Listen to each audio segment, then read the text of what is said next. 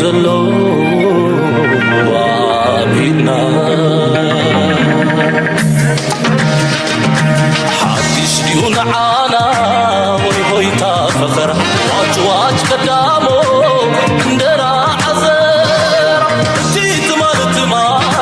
سكروا سكرا حليلهم يقولوا ادفقوا إريترا أبي أبي الله أبي أبي أبي أبي أبي أبي أبي أبي أبي الله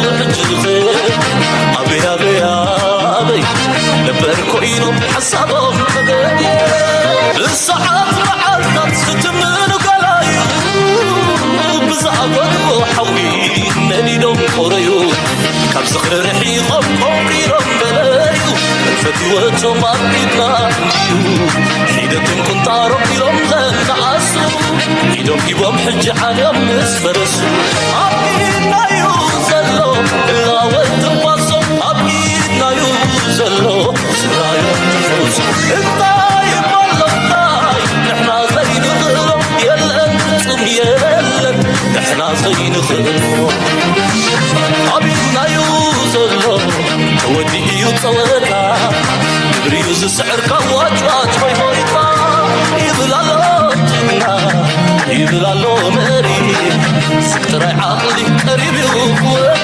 أبيتنا يوزلو إلا والتباسم أبيتنا يوزلو سرايا نفوس الطايب والله الطايب نحنا زين غلو يلا انتم يلا نحنا زين غلو أبيتنا يوزلو وسنو معتلو درت حيرك تزبلو كم تزدينا يوم ولا مساقلو أورينا مدر بايتا يتسقم الله نصنع حسبية عقلي تعميتنا حدا أطلال كرعاتنا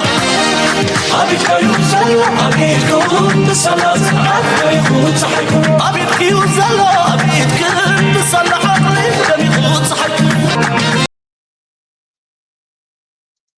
سلام تخطاتلتنا إز channel كما يتخونو تبوكت كونو ناي وتر تمنيتنان باقنانيو لومون كم وترو أقداسن واناون حبريتان زينان حزنا لكم قريبنا لنا كساب موداتان إز مدى مسانا كتصنحو بخبرنا عدمكم لايك مقبار شير مقبار رئيتوكم من حسابكم من مقلاز دما كم وترو ساوعيد نقبر سلا تدقفكم كل زياد معنا مسكنكم أيلومي أقداسي واناوي قلتي في زمعبل زلو كنتات كان رغم فتنينا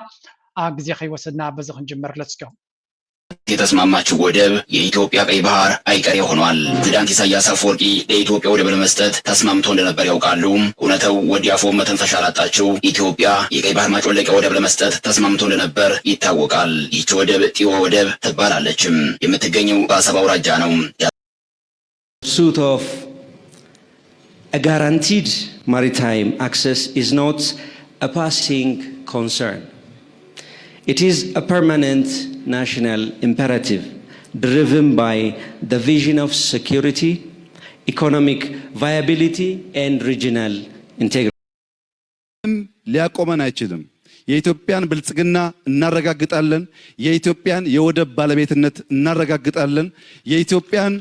ልማት እናረጋግጣለን። كم نريون سمعون زلنا بوغن أبي سفع زخونة بميديا ناتو زقبر زولو بروباغاندا نرلنا زخونة سبتتو كبلنا كم زي كلن ودبنا مرقاقات وان كخلو مخانوم زقلز زربا بتتقاقامي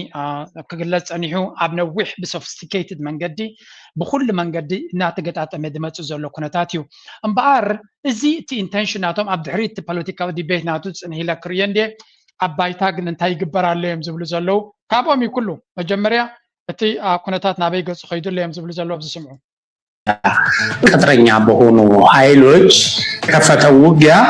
የቀይ ባህር ውጊያ አካል የቀይ ባህር ውጊያ አካል መሆኑን ጦርነቱ ከተከፈተ በኋላ በሻዕቢያ በኩል በቲፒኤልኤፍ በእነዚህ በሚዲያዎቻቸው ይተላለፉ የነበሩ መልእክቶች አንድ ማሳያ ናቸው። ምንድነው ሀገሪቱ ላይ ጦርነት ቢከፈት የእናንተ አቋም ምንድነው የእናንተና የመሰሏችሁ ተብሎ ተጠይቀው ከሻዕቢያ ጎን ነው የምንቆመው ብለዋል። እንትኑ ግን አሰላለፉ ምንድነው የሆነው? ልክ እሱ እንዳለው የኢትዮጵያ ሰራዊት አሰብን ለማስመለስ ኤርትራ እንታይ እዩ ዘረባ ኮይኑ ዘሎ ሕጂ ብኩሉ መንገዲ ከሪየኩም ክፍትኔ እቲ አብይ አሕመድ ኣብ ሰሜን ወሎ ወይ እውን ኣብቲ ወሎ ዝበሃል ቦታ ዝወረዶ ስዕረት ወይ እውን ካብ ትፅቢቱ ወፃኢ ዝኾነ ውጥቀት ዘጋጥሞ ኣብ ምንታይ ዝብል ከሽርፍዋ ይፍትኑ ኣለው። ሻዕብያ መንግስቲ ኤርትራ ድሓን ብኩሉ መንገዲ ብሰለስተ መንገዲ ብስራና ያነ ናተይ ትንተናኽበኩም እየ። ስለምንታይ ካብ ሓደ ምንጪ ሓደ ካብ ድቃሱ ተበራቢሩ ዝዛረብ ኣብቲ ዓዲ ብዙሕ ስለ ዝኾነ ዝተፈላለየ ሶርስስ ምስ ወሰድና ጥራይና እቲ ኩነታት ኮኦርዲኔት ዝኾነ መረዳእታ ወይ እውን ሓበራዊ መረዳእታ ናቶም ከምኡ ከም ዝኾነ ክንግንዘብ ንኽእል። Wollo are gradually being cut off. It's going to be difficult for military to send supplies from any part of the Mahar region towards Wollo. They have only one route open, and that is from a far region. And by the way, if there is one route open for ENDF to send supplies to ENDF in Wollo, and that is through Afar, it means ENDF won't be able to mobilize its forces towards Assam. That is why I say that a master stroke has been played by Eritrean President Isaias Afwerki. Eritrean military commanders, Tigray military commanders, Fano, all made this plan to start the war in Wollo. This is how Eritrea is protecting Assam. Eritrea is degrading ENDF's capability to move towards Assam through Afar. Now, ENDF will have to move from Afar into Wollo to protect Wollo. Isn't it a master stroke? And if... እንታይ ዝብል ዘሎ መቸም ሻዕብያ ዝበዝሐ ግዜናቱ ኣብ ፕሮፓጋንዳ ወይ እውን ኣብ ናይ ሓሶት ድራማ ናይ ሓሶት ወታደራዊ ምርኢት ኣብ ናይ ሓሶት ሸቐጥ ግዚኡ ከም ዘይሕልፍ ዘሎ ኣብ ምንታይ ዳ ነቲ ኩናት በናይ መንገዲ ብዝቐለለ ክትዓፅዎ ትኽእል ወይ ጠጠው ከተብሎ ትኽእል ስዕረት ናይ ኣብ ድማ ብኸመይ ክቀላጠፍ ይኽእል። ፎር ኤግዛምፕል ንዓሰብ ከጥቅዕ ምዃኑ ንነዊሕ ክዛረብ ፀኒሑ ናብ ገፁ ይኸይድ ምህላው ምስ ፈለጠ ሻዕብያ ኣብዚያ መጥቃዕቲ ናይ ወሎ ዝተኻየደት ደይ መደይሉ ልክዕ ማስተር ስትሮክ ኢልዎ ኣሎ ንልክዕ ከምታ ናይ ናደው እዝ ጌርኩም ሰድዋ ኣብታ ትሕምሞ ነቲ ፀላኢ ድማ ዕላማታት ናቱ ክበጣጠስ ከም ዝኽእል ጌርካ ምህራምያ እዩ ዝብሎ ዘሎ። ስለዚ ሻዕብያ እቲ ናይ ኣብ ብልፅግና ክገብሮ ዝኽእል ኩናት ንወሎ ገፅካ ንዓሰብ ዝበሃል ዝነበረ ሎጂስቲክስ ናቱ ክሰርሕ ከም ዘይክእል እቲ ናይ ዓፋር ቦታ ድማ ንኩናት ቦታ ዝኸውን ዘሎ ኣብዚ ዋን እዚ ናይ ዓፋር ኩነታት እናረሰነ ዝኸይድ ዘሎ ንኣቢ ኩለነተን ናይ ወታደራዊ ስልትታት ናቱ ብዕምቆት ኣይንዘራረበሉን ኢና። ምክንያቱ ንሳቶም ይነግርዎ ኣለው ምናልባት ንኣቶም ክሰምዖም ኣይሰምዖምን። ብሓፈሻ ግን እንታይ ኢና ንርኢ ዘለና እዚ ኣብ ወሎ ዝተኻየደ ኩነታት ኮኦርዲኔትድ መጥቃዕቲ ከም ዝኾነ እዚ ኸ እንታይ እዮም ዝብሉ ዘለዉ ሰብ ድሓን ክልተ መከታሓዘልኩም ናተይ ሪያክሽን ክበኩም ካልኦት ሰለስተ ነዚኣ ዝውስኻ ጭብጥታቱን ስለ ዘለዋኒ ኣብዚያ ድሓን ስምዕዋ እሞ ከነተሓዘልኩም ኢና።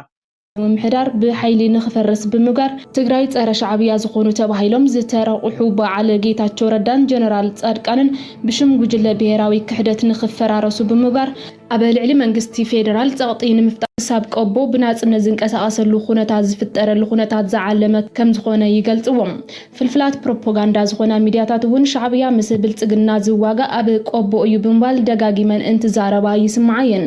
በዚ ድማ ቅድሚ ሰሙን ኣብ ዞባ ሰሜን ወሎ ዝተኻየደ ውግእ ፋኖን ሰራዊት ምክልኻልን ሻዕብያን ሕወሓትን ተሳትፎም ዝብሉ ክስታት ካብ ብወገን ኢትዮጵያ ተሰሚዖም እዮም። ዝኾነ ኮይኑ ሕዚ ሻዕብያ አንጻር ኢትዮጵያ ዘካይዶ ዘሎ ምትእኻብ ሓይልታትን ምዕፃብ ወተሃደራዊ ስትራቴጂክ ቦታታትን ኣጠናኺሩ መቐጻሉ ተሰሚዕሎም። መቐጸልታ እቲ ብትግራይ ዘካይዶም ወተሃደራዊ ምጥንኻራት ብወገን ዓሰብ ተኸላኸልቲ ሓይልታቱ የጠናኽር ከም ዘለዎ ተገሊጽሎም። ገስጋስ ሰራዊት ኢትዮጵያ ናብ ዓሰብ ንምዕፃው የኽእለኒ ዝበለ ወሳነ ስጉምቲ ኣስሚዕሎም። ሓይልታት ፋኖን ዓፋርን አንጻር ስርዓት ብልጽግና ሓበራዊ ቃልሲ ንምክያድ ኣብ ስምምዕ በፂሖም ክብላ ማሕበራዊ መራኸብታት መንግስቲ ኤርትራ ብሰበር ዜና ዘርጊሐነሎም። ትማል 4 ጥቅምቲ 2025 ብመሰረት ብሄራዊ ሓይሊ ፋኖ ኣምሓራን ሰውራዊ ግንባር ብሄራዊ ሓድነት ዓፋርን ዘውፅኡ ሓበራዊ መግለጺ ክልቲኦም ወገናት አንጻር ስርዓት ብልጽግናን ውህድን ጥሙርን ቃልሲ ከካይዱ ምዃኖም ሓቢሮም። እዞም ክልተ ሓይልታት ነዚ መግለጺ ብመንገዲ ፈጻሚ ሽማግለ እቲ ምንቅስቃሳት ዘውፅኡ ኮይኖም ድሕሪ ከካይድዎ ዝጸንሑ ንጡፍ ርክባትን ዘተን ይኽብላ ፍልፍላት ዜና ኤርትራ ገሊጸን። እዚ ስጉምቲ ዕርበት ኣውል 40 ወስርዓት ኦሮሞማ ኣብ ምቅልጣፍ ልዑል ግደ ክህልዎ እዩ ዝብላ እተን ፍልፍላት ዜና ኤርትራ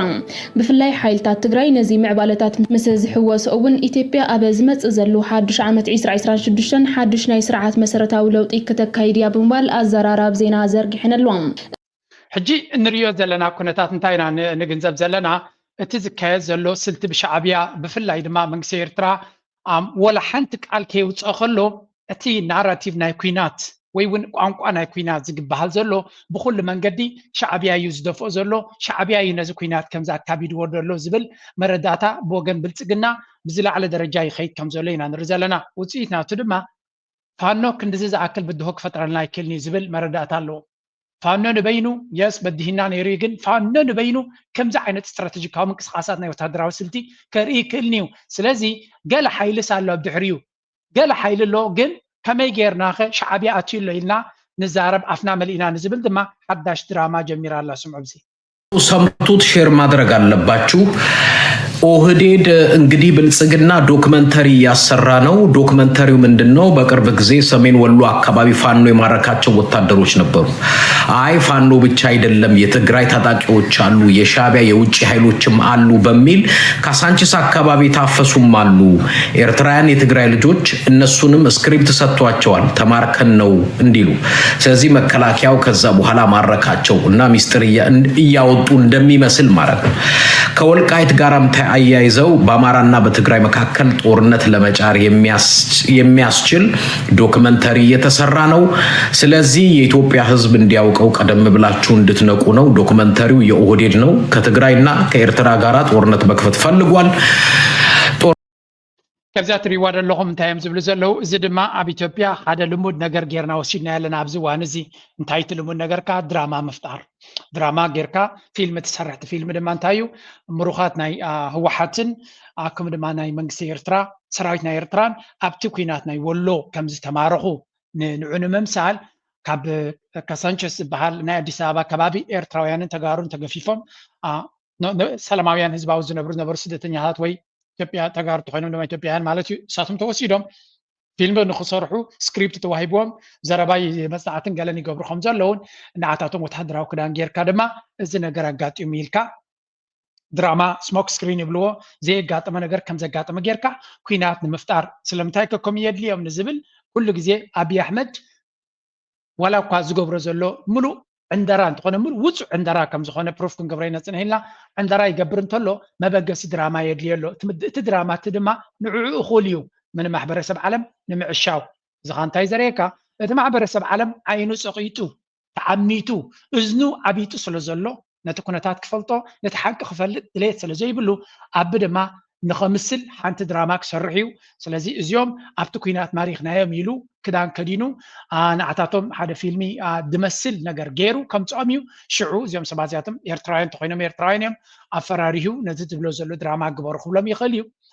already عقد يومي زنجرا كازلو سكريبت انتاك قاتم كم زغل سلازي زنجرا زي تسريعو كما تسمخانو تيوبيان زنجرا كازلو إيرتراوي كنا زنجرا كازلو كاب تيوبيان كاب منش دمتة كاوشت دمتة يمكن أبغى كنا تجرا يخون أبكال بتتجاعمي زت كملو تاكتيك سلازي خانة إذا خجاتم مخانو بخل من قدك زرب كنيم ስለዚህ እጅ ድማ እዛ ትመጽእ ዘላ ድራማ እንታይ ንመፍጣር ክትቀሙላ ምዃኖም ኢና ንርኢ ዘለና ንምንታይ ድራማ ናይ ኩናት ንኽፈጥሩ ስለ ዝደልዩ ዘለው ንኤርትራ ንትግራይን ብሓደ ምህራም እዩ ምክንያቱ ቀቢፁ ኣቢ ተጋሩ ኣብ ጎኑ ከም ዘይኮኑ ፅንሂላ ከረየኩሜ ቀቢፁ ከም ዘሎ ዘርኢ ኩነታት ማለት እዩ ስለዚ እዚ ኣብዚ ቅድሚት ክሪዮ ፀናሕና ተመሳሳሊ ነዚ ንሱ ዝብላ ዘሎ ይንሽተይ ነወዳእዮም ጦርነት ክፈት መጨረሻውን ታይዋለህ በርግጥ መንገዱን ጨርቅ ያደርግላችሁ ግን ሁላችሁም ሼር አድርጉት እንድታውቁት ነው ዶክመንተሪው እየተሰራ ነው ሁሉም ሰው ሰምቶት ሼር ማድረግ አለባችሁ ኦህዴድ እንግዲህ ስለዚ እዚ ሓበሬታ እዚ ሰሚዕና ሼር ንበሎ ናብ ካልኦት ከም ዝበፅሕ ግበር ወይ ዝብል ዘሎ ብጣዕሚ ፅቡቅ ስራሕ እዩ ንሕና ኣብቲ ኦድየንስናትና ሼር ጌርና ኣለና ርግፀኛ መንግስቲ ኤርትራ ካብ ዝግብኦም ቦታታት ነቲ ሓበሬታ ኣቐዲሙ ረኺብዎን ኣቐዲሙ በፂሕዎ ከም ዘሎን ኣነ ዘጠራጥር ነገር የብለይን ኣም ፕሪቲ ሹር መንግስቲ ነዚ ኩነታት እዚ ኣንቢብዎን ተረዲእዎን ከም ዘሎ እዚ ንሪኦ ዘለና መድረክ ድማ እቲ ናይ ፕሮፓጋንዳ ናይ ዘረባን ናይ ተሃዲድን ዝነበረ ናብ ርሱን ዝኾነ ኩነታት ናይ ምስጋር ተኽእሎ እናልዓለ ይመፅእ ኣሎ ስለምንታይ ከምኡ ይኸውን ኣሎ ኣብይ ኣሕመድ ምርጫ የብሉ ናብዚ እዋን እዚ እዚ ኩነታት እዚ ንኣብይ ኣሕመድ ምርጫ ኣብ ዘይሂበሉ ደረጃ ይበፅሕ ዘሎ ድራማ ጥራይ እናገበርካ ኣዲስ ኣበባ ምቕፃል ከም ዘይከኣል ይርድኦ ኣሎ ስለዚ እቲ ኩናት ዘበግሶ ዘሎ ናይ ግድን ዓወት ክረክብ ኣለኒ ካብ ዝብል ኣይኮነን እዚኣ ኣብዚያ ጥራይ ክንረዳዳ የዘል ዘለኹ ኣብይ ኣሕመድ ዘበግሶ ኩናት ሕጂ ዓወት ንኽረክብ ኢሉ ወይ እውን ባሕሪ ንኸመልስ ኢሉ ኣይኮነን እንታይ ደኣ ዘይተርፍ ምዃኑ እቲ ውጥቀት ናቱ ይርድኦ ስለ ዘሎ እዩ እዚ ከዓ ብኩሉ ከስማዓኩም እየ እዚኣ አንተ በትጀመርና ንስማዕ እንትኑ ግን አሰላለፉ ምንድን ነው የሆነው? ልክ እሱ እንዳለው የኢትዮጵያ ሰራዊት አሰብን ለማስመለስ ኤርትራ ላይ ውጊያ በከፈተበት ጊዜ እኛ ከዚህ ከጀርባ እንመተዋለን የሚለው እንዳይሆን የሻዕቢያ ፍላጎት ምንድነው? ይሄ ቃላቸውን ተቀብሏል። ሻዕቢያ ያው ተማምኖባቸዋል እንደ ደጀን የሰው ኃይል እንደሌላቸው ደጋፊ እንደሌላቸው ምላስ ብቻ እንዳላቸው አያውቅም። የሆነ ሆኖ ኖ እኔ ጦርነቱ ወደ እኔ ከመምጣቱ በፊት ነው እንድትመክቱልኝ የምፈልገው ነው ብሎ ያሰማራቸዋል። ኦኬ ሕጂ እዚ ባሻይ እንታይ ዝብል ዘሎ እቶም ዝቃለስዎ ዘሎ ህዝቢ ርእሲ ከም ዘይብሎም ገይሩ እንዲዛረብ ዘሎ ንምንታይ ካሱ ሻዕቢያ ናቱ ባንዳን ናቱ ተላእኽትን ናቱ ብፍላይ ነቶም ፋኖ ዋላቲ ወዲ ዓዶም ዝኾነ ለንቀነ ዝበሎም ኣብኡ ከሎ እግረ መንገደይ ከምፃ ተደጋጋሚ ዝዛረብዋ ዘለው ሳውን የዙርዋ ስለ ዘለው እዚያ በታሪኩ ባንዳዎች ሊኖሩ ይችላሉ። በዚህ ልክ ግን ተላላኪ ሲሆን አይቻላል። የራሱን ህዝብ የበደለ ትናንትና እንዲህ ስለበደለ መዋጋት አለብኝ ብሎ በነቂስ የወጣ ህዝብ ዛሬ ለዚያ ትናንት ለበደለው አካል መላላክ እጅግ ነውር ነው። እኛ በባህላችንም በሃይማኖታችንም እዚ ትሪዎ ዘለኹም እቲ ምክትል ፕራይም ሚኒስተር ናይ አቢ እቲ ተመስገን ጥሩነህ ዝበሃል ተወላዲ ናይ ኣምሓራ ዝኾነ ናይ ውርደተኛ ብምባል ንኣምን ዘለከ ኣብዚ ቀረባ ኣብ ሶሻል ሚድያ ፅሒፉ ነይሩ ንውሕ ዝበለ ኣርቲክል ኣብ ካልእ ግዜ ከምፃልኩም ግዜ ተረኺበ ንቶም ኣምሓራ ነቶም ፋኖሲ ህዝቢ ኣምሓራ ወይ ተወላዲ ናይ ኣምሓራ ባንዳ ኮይኑ ሽፍታ ኮይኑ አንጻር ረብሓ ኢትዮጵያ ወይ ኣምሓራ ክዋጋእ ርኢና ንፈልጥ ኢና ከም ናይ ሎሚ ደረጃ ግን ተራእዩ ይፈልጥን እዩ ዝብል ዘሎ ዘይሓፍር ድሙ ገረማርያም ሽሙድ እዩ ዝበሃል እዚ ትርእይዎ ዘለኹም ሰብ እቲ ንዑ ዝመርሕ ዘሎ ኣብ ልዕሊኡ ዘሎ ፕራይም ሚኒስተር ንሻዕቢያ ተንበርኪኹ ርድኡኒ ኣጥሕኑኒ ዝብል ዝነበረ ምዃኑ ረሲዑ ፋኖ ክትንስእ ከሎ ድማ ብልመና ምዕፅንታ ናይ አብይ ኣሕመድ ሻዕቢያ ንፋኖ ከሰልጥነሉ ከም ዝሓተተ እሞ ሻዕቢያ ከም ዘሰልጥኖም ስለዚ እቲ ፋኖ ዝበሃል ድማ ስለምንታይ ናብ ቃልሲ ኣትዩ ኩሉ ሰብ ዝርድኦ እዩ። ምክንያቱ ኣቢ ፋኖ ጅግና ፋኖ አንበሳ እናበለ ዝዝምረሉ ዝነበረ ኣብቲ ኩናት ናይ ትግራይ ንዕዑ ጠሊሙ ምስ ተጋሩ ምስ ኤሊት ናይ ተጋሩን ጠሊሙ ማለት እዩ ምስ ጌታቸው ረዳን ጻድቃንን ሓንቲ ድራማ ገይሩ ኣብ ፕሪቶሪያ ውዕል ምስ ፈረመ ንፋኖ ኣብ ውሽጢ ክልተ ሰሙን ይመጥቃዕ ትፈኒሎም ስለዚ መን እዩ እቲ ባንዳ تا باندا تبلكال شفتا كدع منيو تقات كونتكست كونتات تمزاز أنا تاريخ أيو نسيوتي شفتا زبالة في تاريخنا إثيوبيا من تاريخنا أمحرا مغنياتو ثم فانو أبتازنا بروايم زلو أبعدهم كينو يمسك على سنيرم هجد ما أبعدهم كينو يمسك على سزلو اتقدم كما تصوم زدل زنبرة كوجبتكم ويكوزكم يستوهل نتا إثيوبيا كفرسايس اللي تبهل إنه وحدك على سنيرم هججن زفرسهم زلو هو حزي يكونه أبي أحمد مخانو بزربار يكونه بتكباري يوصلوا زلو مريتهم من حزبهم من رستهم يواقول له سلزي اتقينات من يباندا من يشفتا نصور يزلو اتأصل على فانا يتأم حراد ما كاب جزين أب جزي إننا نتصري خيرالو هجي أمم اتقينات نعم حرا حدا نجر نصور النت فتير له مالنا this is not something they can handle زي نجر زي نساتهم كسجروا وزخلوا كم زي كونه ردوا كين له أم حرا أبا حرا زلو كينات بينهم كيدهم فانون بينو ويون منقص إثيوبيا بينو ولا حد خو قبر خمسة كل نويح وان فتينيو كنا جينا خيت دالو خلو لو مي شعبيا يحجزوا له انت بل كماني كأمنكا قد ما كل تعمز جمر كيكوينات كل تعمت ملو كسعر تزيكيلكا لو مي مزيو كسعر كان كده كراكان تجميرو شعبيا مزيو وصل صغير قدم دخون كلها سعر نيركا أي سعر كان هجي تجمع تعال نابي كم تواصل زدلي زلويم the most important part now أبز جي حيزو ما زلوا أجندة إذا حجن رياض كون نسادما ناب تجراي زتكوريو مغنياتو قدامي أجندة ناتهم ناب تجراي يوم جيرم زلوا حجي تكون تادما نتصوريو سلامتكم مخين الله من يارجنو إني كذي ولا أنت ياكي يتأيّك كيدال من يارجنو فيدرال إني تادسور ردقة ياللون جنينيونت ما قارت على بتبينو مام لونجن كتادسور ردقة ميدرج جنينيونت بتأم أدقين يندونا قفتونيال ليلا مراج مثلا من دنو نجبر زيابير وكنا نساتم ياله ودي أنترو وكنا نساتم ياله تا فيدرال من سلام رو كنا ميشة نمر ما يسووا ምን ያደርግልሃል ታደሰ ወረደ ከዚህ በኋላ ምንም ይጠቅምህ እንዲያ ሕጂ ንጹር ዝኾነ ኩነታት ቅድሚ ቁርብ ቅድሚ 2 ሰሙን ሰለ ቅድሚ 1-2 ወርሒ ወዲ ወረደ ቀንዲ ነቲ ኩነታት ናይ ትግራይ ምስ ዓቢ ኮይኑ ዝሰርሕ ዘሎ እዩ ስለዚ ቶም ህወሓት ንዑ ዝምክቱ ዝጸልኡ ዘለዉ ክእለይሎም ክብንቆስሎም ክብሉ ጸኒዖም ሕጂ ግን እታ ድራማ ተቐይራላ ምክንያቱ ታደሰ ወረደ ኣብ ጎኒ ህወሓት ከም ዘሎ ንጹር መግለፂ ውፅኢ ኣሎ ንሳቶም ድማ ንህወሓትን ንትግራይን ከም ዝቐበፅዎም already ብንጹር ክዛረቡ ጀሚሮም ኣለዉ and we are going to witness this as clear as ንጹር ዝኾነ መርገፂታት ብኩሉ ወገን መፅኢ ኣሎ ናይ ታደሰ ወረደ እንታይ ኢሉ ክሳዕ ክንዲ ዝተጸልዩ ዘሎ በዚያ ንጀምር ክድሕን ወይ ክጠፍእ ዝኽእል ብውሽጡን ብኣባላቱን ኮይኑ ህወሓት ገጢሞምዎ ካብ ዘለው ማዕንቆታት ወፂኡ ዓብይን ነባርን ናይ ኩላትና ኣሰር ዘለዎን ፓርቲ ድሕንነቱን ቀጻልነቱን ክረጋገጽ ኩሉ ዝከኣለና ምግባር ነውሪ ምትሓስ እንተይኮነስ ሓላፍነትን ግቡእን ከም ዘለና ግልፂ ክኸውን ኣለዎ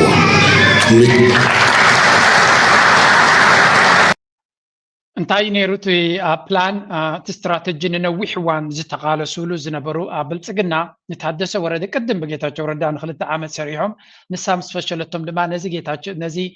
ወዲ ወረደ ኣብ ኣዲስ ኣበባ ምፅኦም 8 ነጥብታት ዘለዎ ኣምሒሎም ሻዕብያ ይኹን ዝኾነ ይኹን ሓይሊ ከይሰማዕ ንህወሓት ኣብ ምድኻም ድማ ከተሓባበሮም ከም ዘለዎ ንህወሓት ሰሪዞም ድማ ነቲ ህወሓት ዝበሃል ካብ ህዝቢ ፈልዮም ሓንሳብ እናሓዋሩን ኣልዮም መጋበርያ ትግራይ መጋበርያ ናይ ኣብን ክኸውን ዝተፈተነ ታደሰ ወረደ ድማ መንጎ ሒዙ ንነዊሕ እዋን ነታ ትግራይ ሕምስምስ ከብላ ድሕሪ ምፅናሕ ኣብ መወዳእታ አንድ ቁረጥ አንድ ብረጥ ተባሂሉ ወይ ምስ ኣቦ ኮንካ ከምቶም ቅድሜኻ ዝሸፈቱ ዕርበል ወይ እውን ኣብ ጎኒ ህዝቢ ትግራይን ሰራዊት ትግራይን ህወሓትን ደው ኢልካ መክት ተባሂሉ ኣብ መወዳእታ ኣነ ምስ ህወሓት የደው ዝብል ምስ ህዝቢ ትግራይ ደው ዝብል ምስ ሰራዊት ትግራይ ደው ዝብል ኢሉ ስለዚ ወድዐ ተወዲኣ ኣላ እታ ጌም ስለዚ ብሚድያ ካምፔይን ኣንጻር ትግራይ ተጀሚሩ ዘሎ ሓደ ካብቲ ተጀሚሩ ዘሎ እዚ እዩ እቲ ሆርን ሪቪው ዝበሃል ሓደ ካብቶም ፎሬን ፖሊሲ ናይ ኢትዮጵያ ዘውፅኦ ዘሎ እዩ ስለዚ ደብረፅዮንስ TPLF ፋክሽን ኤርትራስ ኒው ፕሮክሲ ፍሮንት ስለዚ ደብረፅዮን ዝመርሖ ዘሎ ወይ እውን ህወሓት ዝበሃል ተላኣኺ ናይ መንግስቲ ሻዕብያ ከም ዝኾነ ወይ ናይ ኤርትራ ተላኣኺ ከም ዝኾነ ዝገልጽ ኣርቲክል ኣውፅኦም ኣለዉ እንታይ እዮም ዝብሉ ዘለዉ እዚ እቲ ኦልሬዲ እቲ ስትራቴጂ ተቐይሩ ከም ዘሎ ኣብዚ ኻትሪ መጀመርያ ስትራቴጂክ ኦቨርቪው እቲ ናይ ኤርትራስ ፕሮክሲ ዶክትሪን ፕሬዚደንት ኢሳያስ አፈወርቂ is leveraging disaffected Ethiopian actors especially within Tigray and Amhara to destabilize Ethiopia without direct confrontation ስለዚ እንታይ ዝብል ስትራቴጂ ሻዕብያ ነው መንግስቲ ኤርትራ ወይ ፕሬዚደንት ኢሳያስ ኣብ ውሽጢ ኢትዮጵያ በመንግስት ኢትዮጵያ ኣብ ውሽጢ ኢትዮጵያ ዘይዓገቡ ሓይልታት ኣብ ጎኒ ብምስላፍ ንኢትዮጵያ ፊት ንፊት ትገጥማ ከይመረፀ ካብ ውሽጣ ክበታትና ይፍትን ዲስታቢላይዝ ወይ እውን ዝርግርግ ክትወላ ይፅዕር ከም ዘሎ እዮም ዝነግሩ ዘለዉ እዚ ድማ ህወሓት ዝበሃል ኣብ ትግራይ ሒዝሎ ይብሎ ኣብ ኣምሓራ ድማ ነቲ ፋኖ ማለት ሽሙ ብዙሓይ ኣብናይ ኣምሓራ ይጠቕስዎን እዮም ዘለዉ ስለዚ TPLF Eritrea Nexus hardline TPLF factions are allegedly aligning with Eritrean interests creating a proxy front that undermines Ethiopia's past post-conflict instability ስለዚ ንነዊሕ እዋን ክፃወትሎም ፀንሑ ናይ ትግራይ ሓይልታት ብፍላይ ህወሓት ኣብ ጎኒ ኤርትራ ደው ኢሉ ከም ዘሎ ንረብሓ ናይ ኤርትራ ይሰርሕ ከም ዘሎን መጋበርያ ወይ እውን ተላኣኺ ናይ መንግስቲ ኤርትራ ክኸውን ከም ዝኾነ ዘረጋግፅ ኩነታት ንርኢ ኣለና ስለዚ ውሽጣዊ ምፍርራስ ናይ ትግራይ internal fragmentation in ትግራይ ይብሎ TPLF divisions TPLF is split between factions seeking support Eritrean support and other resisting external manipulations why ከሳ እንታይ ስኪብሎ ህወሓት ኣብ ትግራይ ዘሎ መመቃል መጀመርያ ህወሓት ኣብ 2-5 መቕለን ሓደ ናይ መንግስቲ ኤርትራ ደገፍ ዝደሊ ኣካል ክኾን ከሎቶም ካልኦት ድማ ናይ ደገ ምትእትታው ዝፃቡ መን እዮም ቶም ናይ ደገ ምትእትታው ዝፃቡ ዝበሃል ዘሎ ጌታቸው ረዳን ጻድቃነ ማለት እዩ ብመሰረቱ መጋበርያ ዝኾነ እቲ ሻዕብያ ዝበሃል ዘሎ ሎሚ ጀሚሩ ትማል ኣብ ትግራይ በይኒ ነይሩ ህወሓት ዝበሃል ስለዚ እቲ ዝብልዎ ዘሎ ክንዲ ምንታይ ካብ ሓቂ ዝረሓቐ ምዃኑ ከምኡ ድማ TDF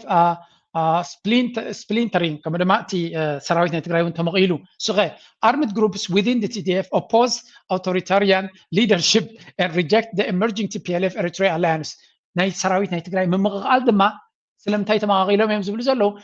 قال كفال سراويتنا عطو مس منكس إرترا ركب كجبر سلز جمريو تمغيلي زبلو زلو تمنش مكفافلي ناي سراويتي يقول ناي منكس دما ناي تقرأي زلو قوسي أف سراويتي يقول أم منكسو ماني فتيرو أبي بتتتاو ناي أبن صوتا ناي أبن سلز سألو يوم دبرتينن جلناتون نو بوعل بريتوريا نسخة قاتلنا يكونت لامانيرو نسخة سراحكا مانديت ناتكات فدرال منكسي سراو نتي معراب تقرأي نابيد ناخد ملس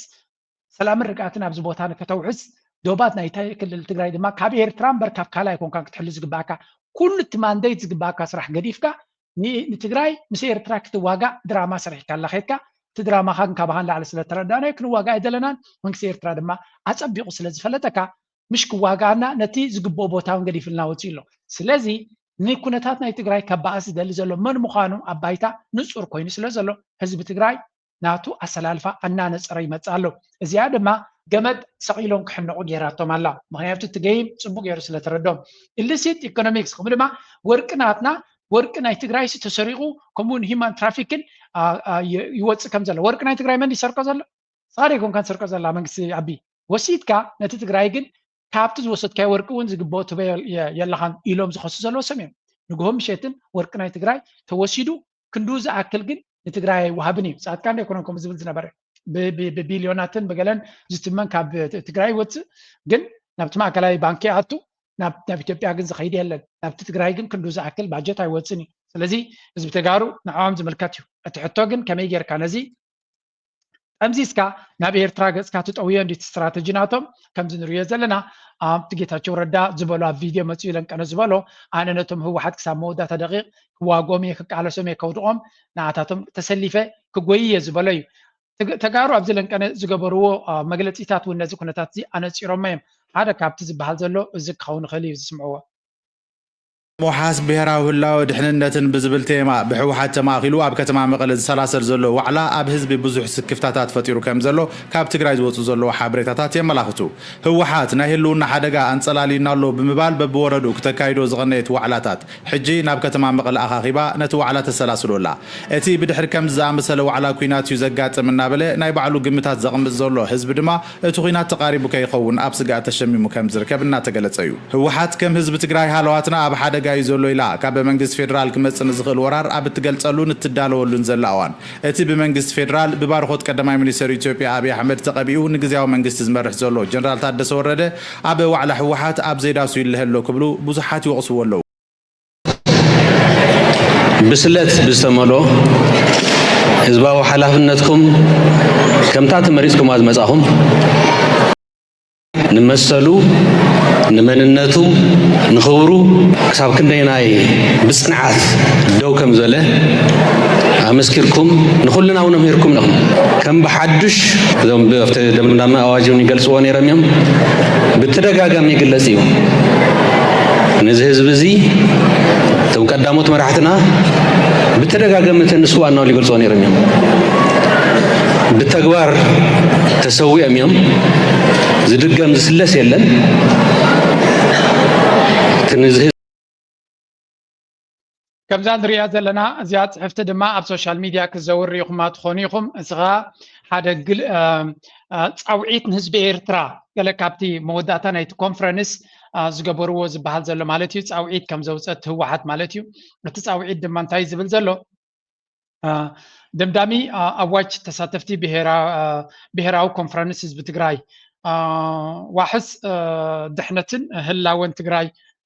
صنع حدنتنا واحس ناي قصالنتنا هلاوينان بمباليو صاوعيت حزب إيرترا دبل دما قال كابت مجلسي اب سوشيال ميديا تزور زريو زلغيو نسر مانتاي زبل ابزي وانزي تجميرو زل ركب حزبي تتناخيرو نقصلن نابزل على براخه نكسغاغرن نحنا تساتفتي بهراو كونفرنس اجامنا كنوفي انت نقلت الكاي بس لاني قبل الحزب تግራይን ኤርትራን نو قبل الحزب تግራይን ኤርትራን انصلالي زلون قرن افريقيا ካብ ዝሓመቀ ናብ ዝኸፈ ሕምስምስ ዝእቱ ሓደጋ ጥፍኣት ኩናት ብርሑቕ ንምትራፍ ያታ ኪወርድ ቦገና ዝከኣለና ፃዕሪ ከም እንገብር ንረጋግፀልካ ቦገንካ እውን ዓዊልካ ድምፅኻ ብምስማዕ እጃምካ ከተወፍርን ንሰላም ሓቢርና ክንሰርሕን ፃውዒት ነቕርብ እዩ ዝብል እዚ ካብቲ ኣብ ኮንፈረንስ ተሳቲፉ ዝነበረ ህዝቢ ማለት እዩ ከም ዝትሪእዎ ዘለኹም እዚ ኮንፈረንስ ተሳቲፉ ዝነበረ ዝብሎ ዘሎ እዩ እንታይ ዝብል ዘሎ ንህዝቢ ኤርትራ እዩ እጂ ብዙሓት ካድረታት ናይ ሻዕብያ እንታይ ካድረታት ናይ ህወሓት ናይ ብልፅግና ማለት እንታይ ኢሎም ክፅሕፍሉ ሪኦ ኣለኹ እዚ ህወሓት ንሻዕብያ ክልምን ጀሚሩ ናብ ሻዕብያ ክንብርከኽ ጀሚሩ ኢዱ ንላዕሊ ገይሩ ኣምላኹ ሻዕብያ ስለ ዝኾነ ንዓረድ ኣኒ ይብል ኣሎ ኣብዛ ፅሕፍቲ ግን ናብ ህዝቢ ኤርትራ ዝተገበረ ፃውዒት እዮም ዝብል ዘሎ ስለዚ ንህዝቢ ኤርትራ ንሕና ተወከልቲ ናይ ህዝቢ ስለ ዝኾኑ እዚኦም ወይ እውን ወከልቲ ናይ ህዝቢ ካብ ሙሉእ ትግራይ ዝመፁ ስለ ዝኾኑ ንሕና ደው ኢልና ዘለና ብዝከኣለና እቲ ኩናት ከይተበገሰ ከነትርፎ ብመሰረቱ ኩናት ዝበሃል ስለዘይንደሊ ጠጠው ከነብሎ እንደለና እቲ ኩናት ድማ ኣብ ልዕሊ ህዝቢ ትግራይን ኣብ ልዕሊ ህዝቢ ኤርትራን ምዃኑ ተረዲና ስለ ዘሎ ህዝቢ ኤርትራ ድማ ብዝከኣለኩም ደው ኢልኩም ነቲ ኩናት ኣብ ምትራፍ ክትቃለሱ ኣለኩም ብርግፅ ምናልባት ወከልቲ ናይ ህዝቢ ከምዚ ኢሎም ክዛረቡ ከለዉ ክብደት ክህልዎ ይኽእል እዩ ብወገን ትግራይ ብወገን ኤርትራ ግን ፅምዶ ትብል ቃል ካብ ትብገስ ዋላ እኳ ብዙሕ ሓጎስጎፅ እንተነበረ ኣብዚ እዋን እዚ ትርጉም ናይ ፅምዶ ዕላማ ናይ ፅምዶ ስትራቴጂ ናይ ፅምዶ እንታይ ምዃኑ ዝበፅሐ ኤርትራዊ ኣሚኑሉን ርዒምሉን ስለ ዘሎ እቲ ኩነታት ኣንቢብና ብዝከኣለና ኩናት ንዕንደራ ናይ ኣቢ ወይ ከዓ ኣቢ ዕድመ ስልጣኑ ንምንዋሕ ክጥቀመሉ ዝኽእል ኣጀንዳ ንምትራፍ ኩሉ ዝከኣል ክገብር ኤርትራዊ ኣብ ውሽጢ ናብ ደገን ፀሚዱ ኣሎ ብጀካ ሓደ ሓደ ገዲፍካ ማለት እዩ ስለዚ ብወገን ትግራይ ንፁር ዝኾነ መልእኽቲ ፅምዶ ኣገዳሲ ምዃኑን እቲ ፅምዶ ድማ ንኩናት ንምትራፍ ንሰላም ከምኡ ድማ ነቲ ክመፅእ ዝኽእል ሓደገኛ ኩናት ንምትራፍ ምዃኑ እዮም ዝነግሩ ዘለዉ ስለዚ ብኩሉ ወገን ህዝብን መርሕነት ናቱን ወግዓዊ መግለፂ ናቱ ፃውዒት ናብ ህዝቢ ኤርትራ ገይሩ ኣሎ ስለዚ ቅድሚ ሕጂ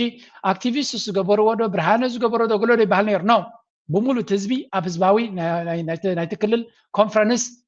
መግለፂ ናቶም ህዝቢ ኤርትራ ምሳኻ ክንፀምፅ ፅምዶ ንገብረልካ ፃውዒት ንገብረልካ ኣለና ይብሉ ኣሎ ስለዚ ካብዚ ንላዕሊ ንፁርነት ናይቲ መርሕነት ክህሉ ይክእልኒ this is very clear sign and indication ቦገን ኤርትራ ድማ ብተደጋጋሚ እቲ ፅምዶ ብዝለዓለ ደረጃ ይስራሕ ኣሎ ከም ዘሎ ንርኢ ኣለና እዚ ንፁር ኮይኑ ሓንቲ ነዚ ቅድሚ ናብቲ ናይ ኣምሓራ ምእታውና ኣብቲ ቅድሚ ዝሃብክኹም እዛ ጉዳይ እዚኣ ከመያ ትኸውን ዘላ እዛ ጉዳይ ናይ ባሕር ዝብልዋ ዘለዎ እስከ ስምዕዋ የተስማማችው ወደብ የኢትዮጵያ ቀይ ባህር አይቀሬ ሆኗል። ፕሬዝዳንት ኢሳያስ አፈወርቂ ለኢትዮጵያ ወደብ ለመስጠት ተስማምቶ እንደነበር ያውቃሉ። እውነታው ወዲያ አፎ መተንፈሻ ላጣችው ኢትዮጵያ የቀይ ባህር ማጮለቂያ For too long, Ethiopia has been excluded from the Red Sea security arrangements and forced to rely on limited transit routes. This vulnerability has only deepened as some regional states pursue destabilizing policies. Heard Mr. Ayele Ferrete, who seemed to be playing fast and loose with the historical facts. He's talking about Ethiopia's loss of sea access as this pivotal, tragic moment, resulting in Ethiopia becoming the only country with a large population. ከም ንሪኦ ዘለና ኣብ ጎኒ ናይቲ ኣብ መሬት ዝግበር ዘሎ ፈፋሒ ኣጀንዳ ናይ ባሕሪ ዝብል ድማ መልክዓቱን ረስናቱን ወሲዮም ብዝለዓለ ፕሮፓጋንዳ ክሰርሕሉ ንርኢ ኣለና ውፅኢት ናቱ ድማ ኤርትራውያን ምሁራት ካብ ግዜ ናብ ግዜ ኣገዳሲ ፅሑፋት ክዝርግሑ ንርኢ ኣለና ሓደ ካብቲ ፅሑፋት ብፕሮፌሰር ግዴዎን ዝወፀት እያ ፅሕፍቲ እዛ ፅሕፍቲ እዚኣ ድማ ብዛዕባ ልኡላውነት ናይ ኤርትራ እንታይ ምዃኑ ትርጉም ናቱ እትገልፅ እያ ኣብዚ እዋን እዚ ምሁራት ናይ ኤርትራ ልዕሊ ማንም ግዜ ገለገለ ኣለኹም ገለገለ ጥራይ ዝብል ዝበዝሐኩም ኣይኮንኩም ግን ገለገለ ንውሕ ዝበለ መልሓስ ዘለዎም እቲ መንግስቲ ኤርትራ ድማ ዝያዳ ንሳቶም ጥራይ ዝርድዎን ዝሓስብሉን ዝመስሉ ሰባት ኣለዉ እቲ ኩነታት ግን ምሁራት ናይ ኤርትራ ተረዲኦም ኣለዉ ኣብይ ኣሕመድ ድሓን ዓጀውጀው እንደይበል ረስዕዎ ክርስዖ ይኮ ስቕ ኢልካ ክትገጥፈለካ ንስኻ ከምኡ ኮንካ ስቕ በል እንተደሊኻ ኣብይ ኣሕመድ ዝገብሮ ዘሎ ን120 ሚልዮን ህዝቢ ናቱ ማኒፕሌት ዝገብር ዘሎ ስቕ ዝበሃል ኣየዋፅኣካን እዩ ምክንያቱ እዚ ሕፅበት ኣእምሮ ዝገብሮ ዘሎ እንተደይ በዲህካዮ ፅባሕ ንጎ ኩሉ እቲ ህዝቢ ናቱ ኣብ ኣእምሩ ንዑ እንተ ዳውንሎድ ገይሩሉ እቲ ቫይረስ እቲ ህዝቢ ኢትዮጵያ ድማ እወዚ የድልየና ኩሉ ኢሉ ናትካይ ነይሩ ኢሉ ፕሮፓጋንዳ ክገብረሉ ስቕ ኢልካ እንተሪኢኻዮ ንሓደ ሕማቕ ኩናት ከም ዝዳሎ ዕድል ከም ዝረክብ ኢኻ ትገብሮ ስለዚ ኣብይ ኣሕመድ ዝገብሮ ዘሎ ክንብድሆ ኣለና ብእዋኑ ሓሶት ምዃኑ ፕሮፓጋንዳ ምዃኑ ኣፍ ደገ ባሕሪ ኤርትራ ከም ዘይከልከለቶምን ብመሰረቱ ድማ ናይ ኤርትራ ልውላዊ ኣፍ ደገ ባሕሪ ብዝኾነ ይኹን ናይ ዓለም ሕጊ ከም ዘይግብኦምን ኤርትራ ድማ ብኩሉ ዓይነት ሕጊ ናይ ዓለም ተኸቢራ ክትነብር ምዃና እዚ ኣነፂርና ክንፅሕፈሉ ዘለና ኢና ተዘየለ ባዕሎም ሓንቲ ዘይገብሩ ኣብ ሶሻል ሚድያ ክፅሕፉ ዘይክእሉ ክዛረቡ ዘይክእሉ ተኽኢሎ ግደፍዎን ናይ ኣብ ፕሮፓጋንዳ ይተስምዑና ማይ ጉድነስ ናይ ገሊኦም ርእሲ ኣብ መሰጃትኩም ኢሎም ስለ ፅሕፉለዮም ብዙሕ ግዜ ኣብ ኮሜንት ይፅሕፉ እዮም ኣብ ፕራይቬት ድማ ነዚ ናይ ኣብ ዝብሎ ዘሎ እንደሸለል በልዎ ናይ ኣብ ደገ ባሕሪ ኢሉ ድራማ ዝገብሮ ዘሎ ንዓኻ ድራማ ኮይኑ ይስምዓካ ኣብ ድራማ ስለትነብር እሱ ግን ተንኮል ይዘርእ ዘሎ እዚ ተንኮል እዚ ድማ እንተደይ ገጢምካዮ እንተደይ ስዒርካዮ ተገጢምካ ጥራይ ኮን እንተደይ ስዒርካዮ ጽባሕ ንግሆ ገበል ኮይኑ ክመፀካ ዝኽእል እዩ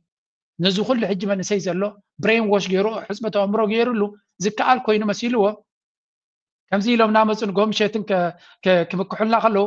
ከም ተንክሕተይ ሸለል ኢልና ክንሓልፈ ንኽእል ኢና ግን ሸለል ዘብል ኣይኮነን አሰብንም ባህረ ነጋሽ መረብ ምላሽንም ትናንት ደግሞ መቃዲሾንም ዘይላ ወደብ ድረስ የራሷ ነበር አስተዳድረዋለች መርተዋለች ከዓለም ሀያላን ሀገራት ተርታ ተሰልፋበታለች ዘይ ከላስ ናትና ይነሩ ትፅንፅዋይ ታሪክ ናቶም ዘይነበረ ከም ታሪክ ኢሚኖሞ ትመንሰይ ተተንሲኡ ከምዚ ይብለና ኣሎ ንሕና ድማ ናትና ይነሩ ኢልና ብዙሓት ምሁራት ዝገብርዎ ዘሎ ክንርኢና እዚ እንታይ ዝብል ዘሎ ልኡላውነት ተባሂሉ ተዋሂብና ዘሎ ልኡላውነት ናይ ኤርትራ ወይ እውን ኣብይ ኣሕመድ ነቲ ኣፍልጦ ዝሃብናዮ ክንኣልዮ ኢና ክብል ከሎ ነቕፋ ፕረስ እንታይ ኢሉ ፅሒፉ ነይሩ ኣነሲ ንወዲ መሓዛይ ባሊጎ ኮይነ ሒዘያ ነረሲ ምስ መሓዛይ ምስ ተባኣስኩ ሕጂ ነቲ ባሊግነት ክጎድፈየ ኢለ የፈራርህ ኣለኹ እዚ ድማ ናይ ብልፅግና ኣጀንዳ ንውዒ ዝመስል ብምባል ገሊፅዎ ነይሩ ጆክ እዩ ናይ ብሓቂ ትክክል ዘረባ እዩ ኣብዚ ልኡላውነትን ኣፍልጦ መሃበን እንታይ እዩ ይብሎ ኣሎ ፕሮፌሰር ጊድዮን So sovereignty once recognized is permanent and not subjected to reversal based on political whims. ስለዚ ኣፍልጦ ልኡላውነትን ኣፍልጦን ሓንሳብ ምሳብካዮ ንሓዋሪ እዩ ኣብ ደስ ዝበለካ ሓድሽ መራፃ መምስ ገበርካ ልኡል ኣፍልጦ ናይ ሃገራት ትገድፈሉን ትህቦን ናብ ነፍሲ ወከፍ ምርጫ ዝመፀ ድሌቱ ዝገብሮ ኣይኮነን ሕጊ ድማ ከምኡ እዩ ሎሚ ኣብይ ኣሕመድ ዝፈረሞ ድሕሪኡ ዝመፀ መንግስቲ ክግዛኣሉ ጥራይ ከምኡ ዝብል ሕጊ ናይ ዓለም ስለዚ ፀወታ የለን ካልእ ድማ እዚ ሕብረት ኣፍሪካ ዝበሃል ናይ ቀደም ድማ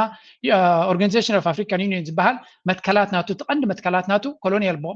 ቦርደርስ መግዛእታዊ ዶባት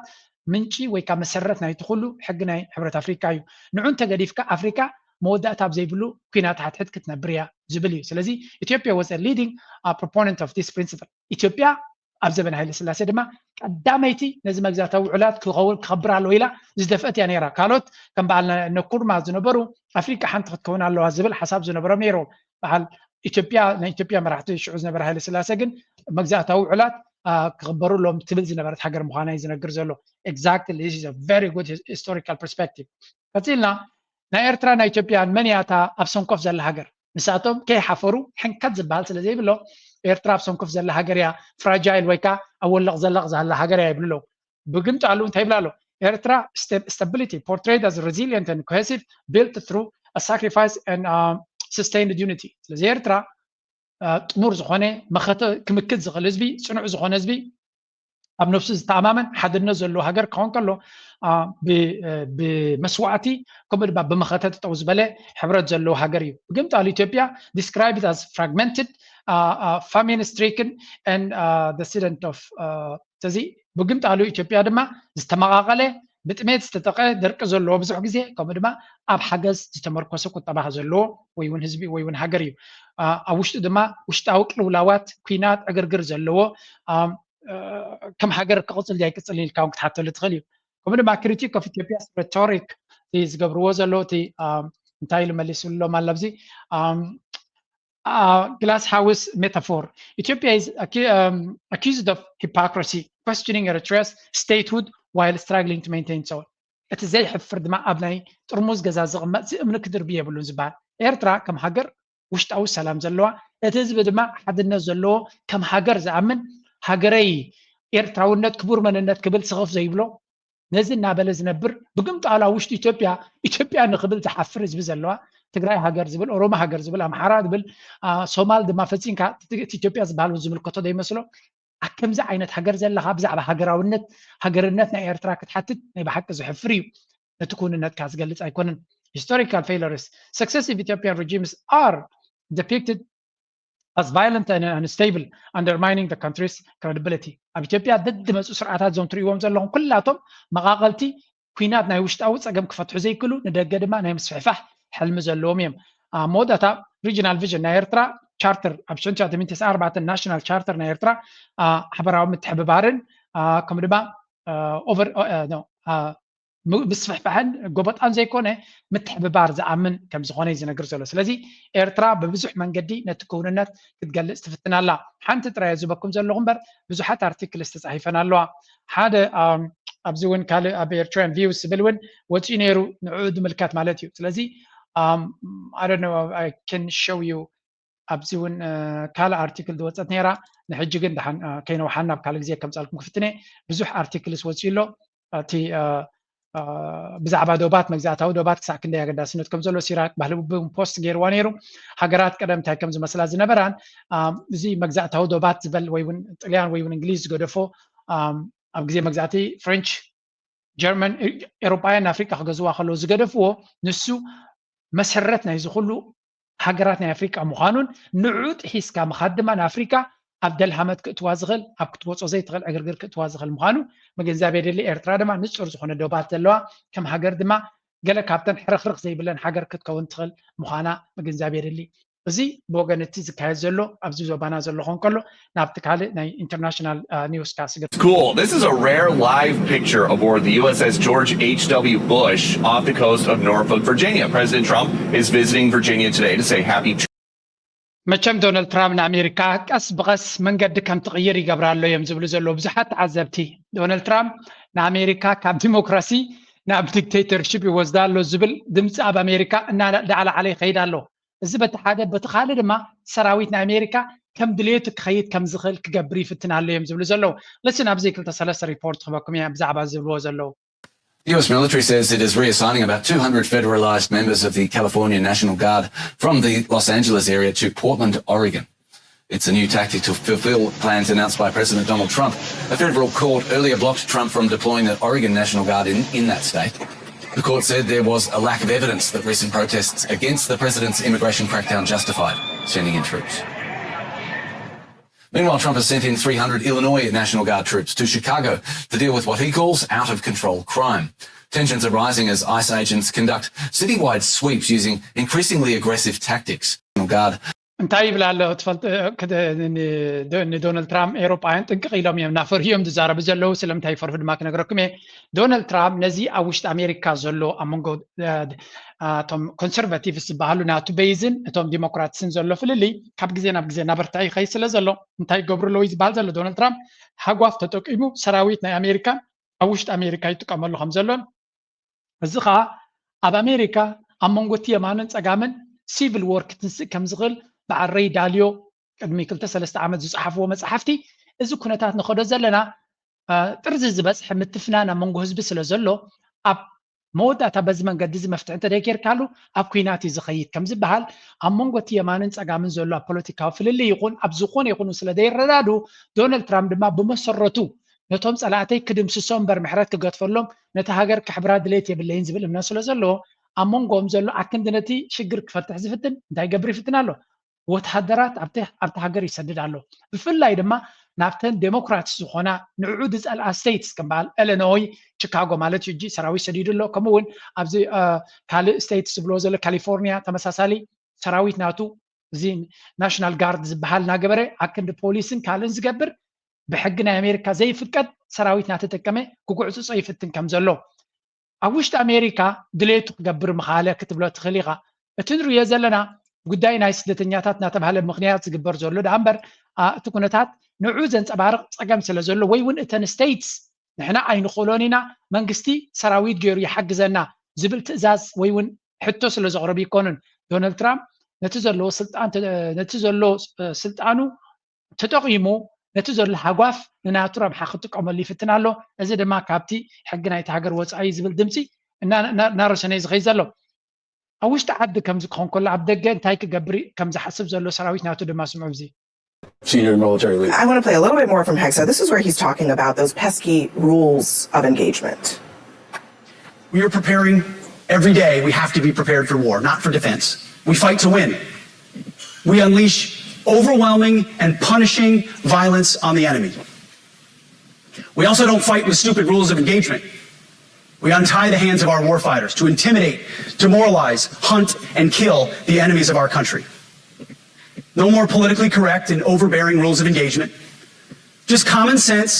maximum lethality, and authority for warfighters. እንታይ ብሎም ኣሎ እዚ ሚኒስትር ምክልኻል ናይቲ ሃገር ዘሎ እዩ rules of engagement ማለት ክልተ ሓይልታት መጀመርያ ንሕና ክንዋጋእ ከለና ሚኒስትር ምክልኻል ኣይኮናን ኢሉ ሽም ናይቲ ሚኒስትር ቀይሮም ኣብ ኩሉ ዓለም ሚኒስትር ምክልኻል እዩ ዝበሃል ሳቶም ድማ ሚኒስትር ናይ ኩናት ኢሎሞ ሚኒስትር ኩናት ወር ዲፓርትመንት ተባሂል ዘሎ ሚኒስትር ምክልኻል ናቶም ሓደ ካልኣይ ድማ ክንዋጋእ ከለና ንምክልኻል ኢልና ኣይኮናን ክንዋጋእ ክንስዕር ኢልና ንዋጋእ ስለዚ ሕግታት ዘለዎ ኩናት ኣይንዋጋእን ናይ ዝብል ዘሎ ሕግታት ከድምንታይ ዘድሊ ሂማን ራይት ኣብ ልዕሊ ሲቪል ኩናት ሕግ እንተደይጌርካሉ ነቶም ሰራዊት ምስዓር ምስኣን ከንታ ክትገብር ኢኻ ነቶም ሲቪል ህዝቢ እውን ለኪምካ ክትቀትል ኢኻ እዚ ዝብሎ ዘሎ ሕጊ ንምንታይ ይጥቀመሉ ኣሎ ነተንያሁ ዝጥቀመሉ ንዑ እውን ሽፋን ንክኸውን ዝበሃል ዘሎ እዩ ነተንያሁ ክልተ ናይ ሓማስ ዕጡቃት ኣለዉ ኢሉ ፓላሰምሉ 200-500 ሰባት ዝቕመጥዎ ዘቃፅል ዘሎ እዩ እስኻ እንታይ ይብላሉ ንሕና ድሕሪ ሕጂ ንገብሮ ኩናት ድማ በቃ ኮመን ሰንስ እቶም ኣብቲ ውግእ ዘለዎ ጀነራላት ከም ድሌትኩም ክይዱ ፖለቲካል ኮሬክትነስ ዝበሃል የለን ንፀላኢና ዝለዓለ ስዕረትን ውድቀትን ከም ዘጋጥሞ ዳ ክንገብር ኣለና እምበር ሕግን ገለመለን ክንጥቀም ኣብኡ ኮለል ክንብል ኣይኮናን ብምባል ነቲ ልሙድ ተርእዮ ናይ ኩናት እቲ ሕግታት ናይ ኩናት ዝበሃል ካብ ባዕሎም ዘቆምዎ እዩ ብናይ ኣሜሪካ ድፊት ዝቆመ እዩ መብዛሕትኡ ኩሉ እቲ ሕግታት ዝበሃል ናይ ሂማን ራይትስ ናይ ገለ እሶም ዝገበርዎ እዩ ንዖም ስለ ዘርብሕ ዝነበረ ሕጂ ድማ ንዓታቶም ዘርብሕ ክሳብ ዝኾነ ነቲ ሕግታት ድማ ጠጠው ከብልዎ ይዛረቡ ኣለዉ እዚ ድማ ነብሱ ዝኸኣለ ኣሜሪካ ነቲ በዓላ ዝሃነፀቶ ዓለም ዲሞክራሲ ዶ ፍትሑ ደናበለት ሰባኺት ናይ ሞራል ኮይና ንዓመታት ንበዓል ኤርትራ ድማ ድከታ ኣፅጊባቶ ዝነበረት ሎሚ ነቲ ሕግታት ካብ መዓልቲ ናብ መዓልቲ ባዕሎም ከፍርስዎ ንርኢ ኣለና ዘለናይ መድረኽ ኣዝዩ ዘገርም እዩ ክንብል ከለና ዶናልድ ትራምፕ ሓንቲ ዓመት ኣይገበረን ኣሎ ኩርሲ ቅድሚ ሓንቲ ዓመት ግን ነዚ ዓለምና ኩሉ እቲ ንፈልጦ ዝነበርና ይቕይሮ ኣሎ ኤቭሪቲንግ ዳርጋ ነቲ ልሙድ ዝነበረ ተርእዮ እናቐየሮ እናጥፍኦን ይኸይድ ኣሎ ኖርማል መራሒ ናይ ካልእ ሃገር መፅኡ ከምዚ ናይ ዶናልድ ትራምፕ ተዝኽተል ነይሩ ሰብኣይ ተገደሰ ማለት ሃገር ነፍሳ ተነፅላ ኣላ ትብል ኣሜሪካ ትገብሮ ዘላ ግን ንዓለም ሙሉእ መንገዲ እያ ተርኢ ዘላ ንሕና ነዚና ንኽተል ድሕሪ ኢልካ ካልእ ከም ድሌት እዩ ብኻልእ ኣዘራርባ ድሕሪ ሕጂ ጀኖሳይድ ኢልካ ክራይም ኣገንስት ሂውማኒቲ ኢልካ ክሲ የለን እዩ ዝብል ዘሎ ኣብ ኩናት ንፀላይኻ ብዝጠዓመካ መንገዲ ሰዓሮ እዩ ዝብል ዘሎ ኣብ ደገ ንመን ይኸፍት ዘሎ ንኩሉ ዓይነት ክግበር ዝኽእል ገሰታት ዝኸፍት ዘሎ እዩ ብርግፅ ዋላቱ ዝብሎ ዘሎ ቅኑዕ ኣይኮነን እዮም ዝብሉ ዘለዉ ምክንያቱ ንሱ እዚ ሚኒስትር ምክልኻል ከምኡ ክብል ስልጣን የብሉን ምክንያቱ ነቶም ጀነራላት ከምኡ ገይሮም መጥቃዕቲ እንተድሕሪ ገይሮም ፅባሕ ንጎ ኣብ ቤት ፍርዲ ናይ ኣሜሪካ ከጥሕኖም ኣይክእልኒ እዩ ዝበሃል እዚ እቲ ዝብሎ ዘሎ ዝህቦ ዘሎ ትእዛዝ ነቶም ጀነራላቱ ከምኡ ገይሮም ፈቲኖም ዲሞክራት ኣብ ስልጣን ድሕሪ መፅኦም ፅባሕ ንጎ ነዚ ሕጂ ንሱ ኣዚዝዎም ዝኸዱ ዘለዉ ከጥሕኖም ኣይክእልኒ እዩ ስለዚ ልዕሊ ዓቕሙ ዝመጣጠር ዘሎ ሚኒስትር ምክልኻል ምባል ገሊፆሞ ዶናልድ ትራምፕ ዝደለኻዮ ግበር ንስኻ ዝደለኻዮ ድማ ክገብረልካ ዝብል መራሒ ስለ ዝረአ ዘሎ ኣብ ኣሜሪካ ኣብ ሓደገኛ መንገዲ ትኸይድ ኣላ ዝብሉ ምሁራት ናታ ካብ ግዜ ናብ ግዜ ይውስኹ ኣለዉ ኣብዚ እውን ስምዕዎም pointed out that, as usual, it played fast and loose with the rules that govern the process, which require a prior period of public notice and comment, invoking national security to levy the fee. The Trump administration has been following this pattern from the start. One of its early actions was to fire more than a dozen inspectors general, disregarding the law that required specific reasons for each one's firing and public notice. The administration seems to be ignoring and flouting laws and rules purposefully so as to erode the checks on its authority. It could have pushed Congress to pass legislation raising tariffs to whatever level Trump wanted. The Republican majority is እንታይ እዮም ዝብሉ ዘለዉ ዶናልድ ትራምፕ ደይ መደይ ኢሉ ሕጊ ናይ ኣሜሪካ ኣካይዳ ናይ ኣሜሪካ ፖለቲካዊ ኣካይዳ ናይ ኣሜሪካ ጥሒሱ ብወለንቱ ይኸይድ ከም ዘሎን ኩሉ እቲ ዝገብሮ ዘሎ ስጉምትታት ብሕጋዊ መንገዲ ክኸይድ ስለ ዘይመርፅ ዘሎ እዮም ዝብሉ ዘለዉ እንታይ ማለት እዩ ኣብ ፖለቲካ ናይ ኣሜሪካ ኣብ ዘበነ ዶናልድ ትራምፕ እንታይ ኣጋጢሙሉ እዮም ዝብሉ ዘለዉ ሰነት ሪፐብሊካን እዩ ዝበዝሐ ሃውስ ኦፍ ሬፕሬዘንታቲቭ ዝበሃል ኮንግረስ ድማ ዝበዝሐ ሪፐብሊካን ኣብ ክልቲኡ ቻምበርስ ዝበዝሐ መናብር ኣለዎ እንትኾነ ዶናልድ ትራምፕ ኣብ ክልቲኡ ፀብለልትነት እናሃለዎ በቲ ሕጋዊ መንገዲ ክኸይድ ኣይመርፅን እዩ ዘሎ ስለምንታይ ግዜ ስለ ዝወስድ ከይሰልጡን ስለ ዝኽእል ኩሉ ክገብረሉ ዝኽእል ክልቲኡ ቻምበራት ናይቲ ፖለቲካ ተቆፃፂርዎ ከሎ ብኤግዜኪቲቭ ኦርደር ጥራይ ዝኸይድ ዘሎ ዝሓቶ ሰብ የለን ጠጠው ዘብሎ ሰብ ከዓ የለን ይብሉ ኣለዉ እዚ ኻ እንታይ ዘርእየካ ሓደ ዶናልድ ትራምፕ ከምዚ ክገብር መበል ሳልሳይ ግዜ ክምረፅ ምዃኑ ብሕጊ ናይ ኣሜሪካ ይፍቀድን እዩ ፍሉይ ነገር ተደይ ተፈጢሩ ፍሉይ ነገር ካ ክፈጥር ይኽእል እዩ ምናልባት ነታ ስልጣን ይደልያ ስለ ዘሎ እንተዘየለ ግን ክምለስ ስለዘይክእል እንታይ ይገብር ኣሎ ነዚ ሕጂ ዝገብሮ ዘሎ ኣብቲ ዝመፅእ ዘሎ ምርጫ ከይከራኸርዎ ዝከራኸረ የለን ኣብቲ ምርጫ ስለ ዘይሳተፍ ስለዚ ድሌቱ ክገብር ይኽእል እዩ ኣብዚ ነቲ ሕጊ ከይጠሓሰ ኣብቲ ከባቢ ሕጊ እናኸደ ግን ብዙሕ ነገር ዘይልሙድ ኣካይዳ ዝኸይድ ዘሎ ነቲ ሊበራል ዴሞክራሲ ዝበሃል ናይ ኣሜሪካ ድማ ኣብ ባይታ ጥራይ ዘይኮነ ወላ ኣካይዳ ናቱ እውን ይቕይሮ ስለ ዘሎ ኣሜሪካ ኣብ ከቢድ ዝኾነ ፈተና ተኣቱ ከም ዘላ እዮም እቶም ኢሊት ናይ ኣሜሪካ ዝዛረቡ ዘሎ በዓል ፍሬድ ዘከርያ ኤሊቲስት ካብ ዝበሃሉ ናይቲ ኣሜሪካ ምሁራት ዝበሃሉ ሚድያታት ተሳቶም እዮም ስለዚ ንሪኦ ዘለና ድማ ዶናልድ ትራምፕ ነቲ ኣሜሪካ ትብሎን ትሰብኮን ባዕሉ ዘፍርሶ መራሒ ባዕሉ ዝኣልዮ ምዃኑ እዩ ዝነግር ዘሎ have denied him practically nothing. Similarly, it could have asked Congress to shut down USAID, since foreign aid has rarely been very popular. Instead, President Trump took unilateral executive action. The administration is deliberately refusing to play by the rules in ways that look to most observers like usurpations of authority and accumulation of power. Some are deeply troubled by this, others brush it off. But the question I want to ask is why? Why has America's vaunted system of checks and balances proved so weak? بحفشة أمريكا تزنبرا سيستم أب زبنة دونالد ترامب إنها تسعري خيد كم زلون ناودقي خيد كم زلون دونالد ترامب دما تزعبي بده كوينو وم زلو نبعلهم ون أتي نساتهم كمكت وزيك على بده كاوشتم زمت مخانو بزحات كيلا تزبل ودما أمو داتا نا أمريكا فتنا ودكات ون كمت تخوينو كاوشت أمر كاب دقيق مت كم زي كون تزعي فيه بزحات كيلا تزبل هو حكي نا أمريكا كيدو تواجيز سعرا كسعرا زل حيليلا أمريكا ودكات لك كمناي رومان إمباير بوشت أو معساو بوشت أو فللي أب وشت أم بزخدوا من قدي يتودكات كما تزغل زبال دونالد ترامب دما أب عالم زنبرا كبري أب عالم زنبرا تلوى أب عالم زنبرا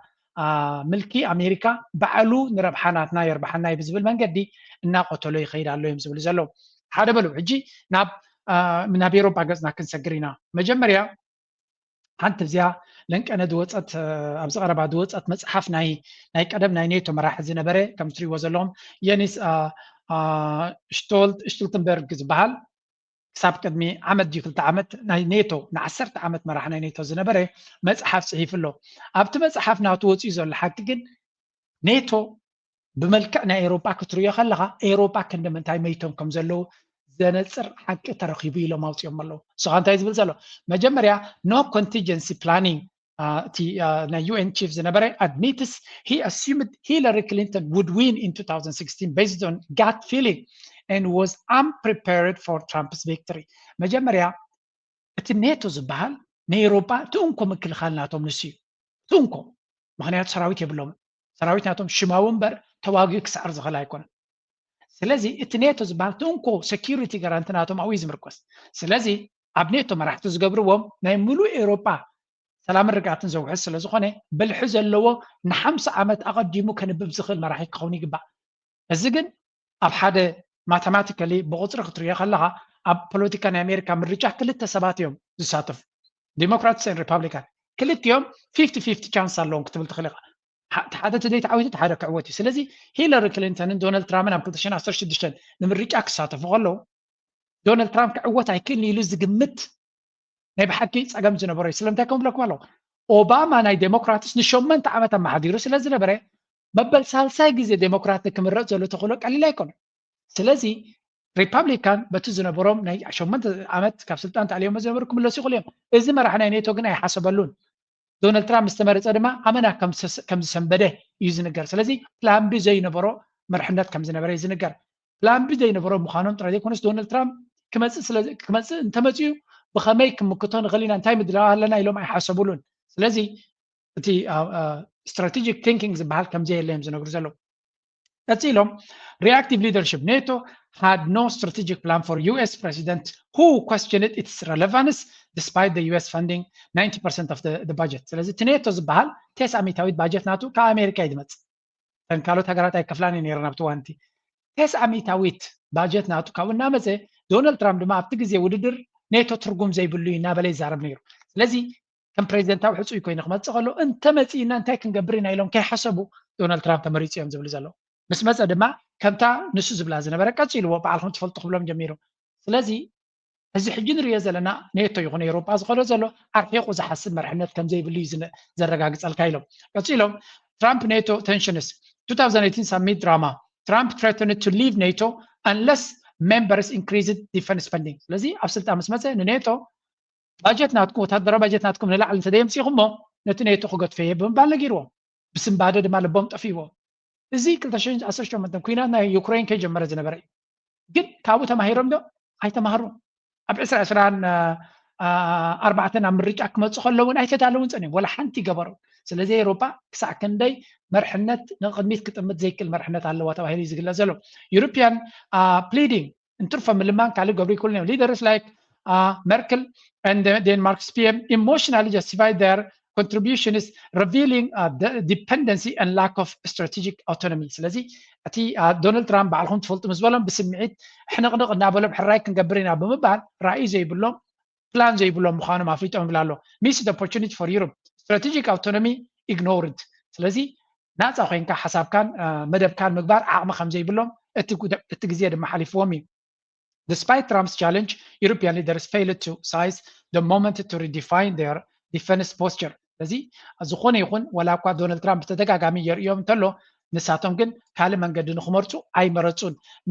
ሜንታል ኮሎናይዜሽን ኣእምሮኦም ድማ ተገዚኦም እዮም ኢሉ እቲ ዘሕፍርስ እዩ ገዛእቲ ዝነበሩ ብኣእምሮ ተገዚኦም እዮም ዩኤስ ሰንትሪክ ፎከስ ብጀካ ንኣሜሪካ ንምሕጓስ ዶናልድ ትራምፕ ከይቅየማልካን ከይበኣስን ንምጥንቃቕ ካብ ኣሜሪካ ወፃኢ ካልእ ክንገብር ንኽእል ኢና ዝብል ሓሳብ የብሎምን ናይ ኔቶ ድሕሪ ዶናልድ ትራምፕ ዝተመረፀ ኣኼባ ገይሩ እንታይ ኢሉ ብዝኾነ ይኹን ናይ ኔቶ ሰራሕተኛ ኣብ ናይ ዶናልድ ትራምፕ ስሓቅ ወይ ንዑ ከዋርድ ኣብ ናቱ ጆክ ክፅሕፍ ወይ ክስሕቅ ዝተራየ ፅኑዕ ስጉምቲ ክወሰደሉ እዩ ብምባል ዶናልድ ትራምፕ ከይቅየመሎም ልዑል ጥንቃቐ ምግባር እዚ ከዓ መግዛእቲ ዝበሃል ኤግዛክትሊ ከምዚ ነቲ ገዛኢኻ ኣይትደፍሮን ኢኻ ኣይትነቕፎን ኢኻ ንሱ ከይቅየመካ ድማ ኩሉ ዝከኣለካ ትገብር እናበለ ፅሒፉ ኣሎ እዚ እታ ፅሕፍቲ ድማ ኣብ ዘ ጋርዲያን ወፂኣ ነይራ እዚ ኣርኖ በርትራንድ ዝበሃል ሓደ ፈረንሳዊ ኩሉ ግዜ ነቲ ናይ ኤውሮጳ ድኽመት ዝፅሕፍ ንሱ እዩ ኣብ ኤክስ ኣውፂዋ ኣምባሳደር ግርማይ ሃይለ ድማ ሸር ገይሩለይ የቐኒየለይ ኣምባሳደር ከምዚ ዓይነት ፍልጠት ካብ ብዙሓት ዝመፅእ እዩ ስኢሉ ዝመፅእ ከይመስለኩም ነዚ ቻነል ድማ ብዙሓት ምሁራት እዮም ሓበሬታ ዝህብዎ ኩሉ ግዜ ድማ ከነመስግኖም ንደሊ ንቐፅል ካብዚ ቀፂልና እንታይ ከሪአኩም ደልየ ኣለኹ ሓንቲ ዝወፀት እዚያስ ከስምዑዋ France has the highest share of government spending in the world. At 57% of GDP, the government is the biggest part of the economy. The French state has become a very generous pension provider, but increasingly without the means to pay. In terms of increasing debt, France is edging ahead of the UK with a faster rise in recent years. But whilst the UK fret about the growth in pension spending, which is very real, France is in another league. If you include off-balance sheet debt from pension promises, French debt is 400% of GDP. In the euro, there was supposed to be a time as the highest share of እንታይ ዝብለኩም ዘሎ እዚ ትሰምዕዎ ዘለኹም ሓበሬታ ፈረንሳ ብዝቐልጠፈ ፍጥነት ናብ ጥፍኣታት ትኸይድ ከም ዘላ ናብ ውድቀታት ትኸይድ ከም ዘላ ዝገልፅ ወላ ናይ ሓበሬታ ናይ ኤውሮጳን ኣሜሪካን ሚድያ ይኮኑ ዝብል ዘሎ ፀላእቲ ፈረንሳ ኣፍሪቃውያን ወይ ገለ ይኮኑ ዝብሉ ዘሎ እዚ ትሪእዎ ዘለኹም ንኣብነት ፈረንሳ ቁፅሪ ሓደ እያ ምንታይ ኣብ ፈጠራውነት ወይ ኢኖቬሽን ኣይኮነትን ፍራንስ ሃይስት ሼር ኦፍ ጋቨርንመንት ስፔንዲንግ ኢን ጂዲፒ እቲ ጂዲፒ ቁጠባ ናይቲ ሃገር 57% ናቱ ጋቨርንመንት ስፔንዲንግ እዩ እዚ ከዓ ጥሮታ ድዩ ንሕክምና ድዩ ንትምህርቲ ድዩ መንግስቲ ዝኸፍሎ እቲ ዝዓበየ ክፋል ናይቲ ቁጠባ እዩ ስለዚ እንታይ ማለት እዚ ቁጠባ ፕሮዳክቲቪቲ የብሉን ነቲ ቁጠባ ዓብ ጂዲፒ ኣለና ንብሎ ዘላ 3 ትሪልዮን ዝዕብየቱ ቁጠባ ኣለኒ ፈረንሳ እንድሕር ኢላ 57% ናይቲ ጂዲፒ ካብ መንግስቲ ዝገብሮ እዩ መንግስቲ ኸ ትካላት ኣለውን እዩ መንግስቲ ኮርፖሬሽንስ ይውንን ድዩ ኖ መብዛሕትኡ ግዜ ኣብ ኤውሮጳ ይውንን እዩ ስለዚ መንግስቲ ካበይ ዝረኽቦ ነይሩ ዝገንዘብ ተልካ ካብ ኣፍሪቃ መዝሚዙ ይረኽቦ ነይሩ ካልእ ድማ ካብ ታክስስ ካብቶም ወለድ ናይቶም ህዝቢ ግብሪ ናይቲ ህዝቢ ዝረክብ ስለዚ መንግስቲ 2-3 ምንጪ እዩ ዘለዎ ካብ ታክስስ ይረክብ ፀጋታት ኣለዎ ንኣብነት መንግስቲ ኤርትራ ካብ ታክስስ ክረክብ ክእል ካብቲ ማዕድናት ናይ ኤርትራ ዝሸጦ ኤውሮጳ ማዕድናት የብሉን ፈረንሳውን ፍሉይ ማዕድናት የብሉን ስለዚ ካበይ ዝረክብ ነይሩ ዝገንዘብ ካብ ኣፍሪካ ካብ በዓል ኒጀር ቡርኪና ፋሶ ማሊ ካብ ካልኦት ሃገራት መዝሚዙ ዝረኽቦ ተደመሮ ካብቲ ግብሪ ናይተን ኮርፖሬሽን ገለን ዝረኽቦ ዝነበረ ስለዚ ቁጠባ ናይ ፈረንሳ بقصبت كم قلقله خليه ندحري لهم كا 57% ناي تقطبا كابت منغس زغبرو زلو سراح دي مص تقينو منغس دما اتاون تزيبلو بتخالاي كفال دماريو منغسي اتاوي يبلون وي كا مست زغبرو زلو سيرفيس زمتن اتاوي يبلون ترايدي كونه debt to GDP ratio ዝበሃል ካሎ እንታይ ማለት እዩ ስለ እዳ ናይቲ ሃገር ብመንፅር ናይ ተቆጠባ ክትሪዮ ከለኻ ክልተ ተወዳደርቲ ጥራይን ዘለዋ ብኤሮፓ እንግሊዝን ፈረንሳይን ዝዓበየ ሃገራት ዝነበራ ቀደም ንኣፍሪካ ፍርቂ ኣፍሪካ ኣብ መንጎ ፈረንሳይን እንግሊዝን እዩ ነይሩ መግዛእቲ ዓለም እውን እንተበልካ ክልቲአን ድማ ውድድር ናተን ዝዓበየ ዕዳ ብመንፅር ናይ ቁጠባ ዘለወን እዮም ስለዚ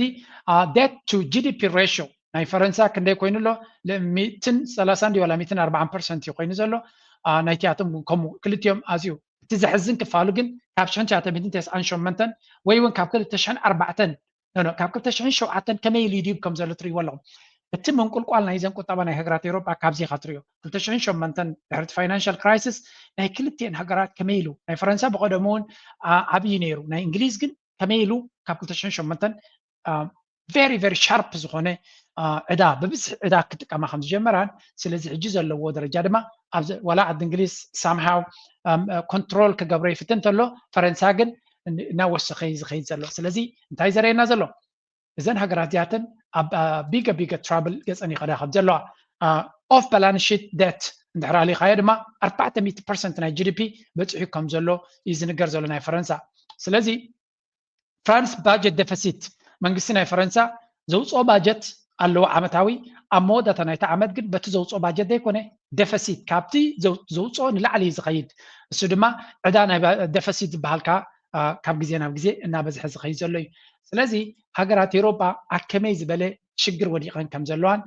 ኣሜሪካ ድማ ነታ ዘለዎ ሽግር መዝሚዛ መመሊሳ ትበልዐን ከም ዘለዋ ስለዚ ሪታየርመንት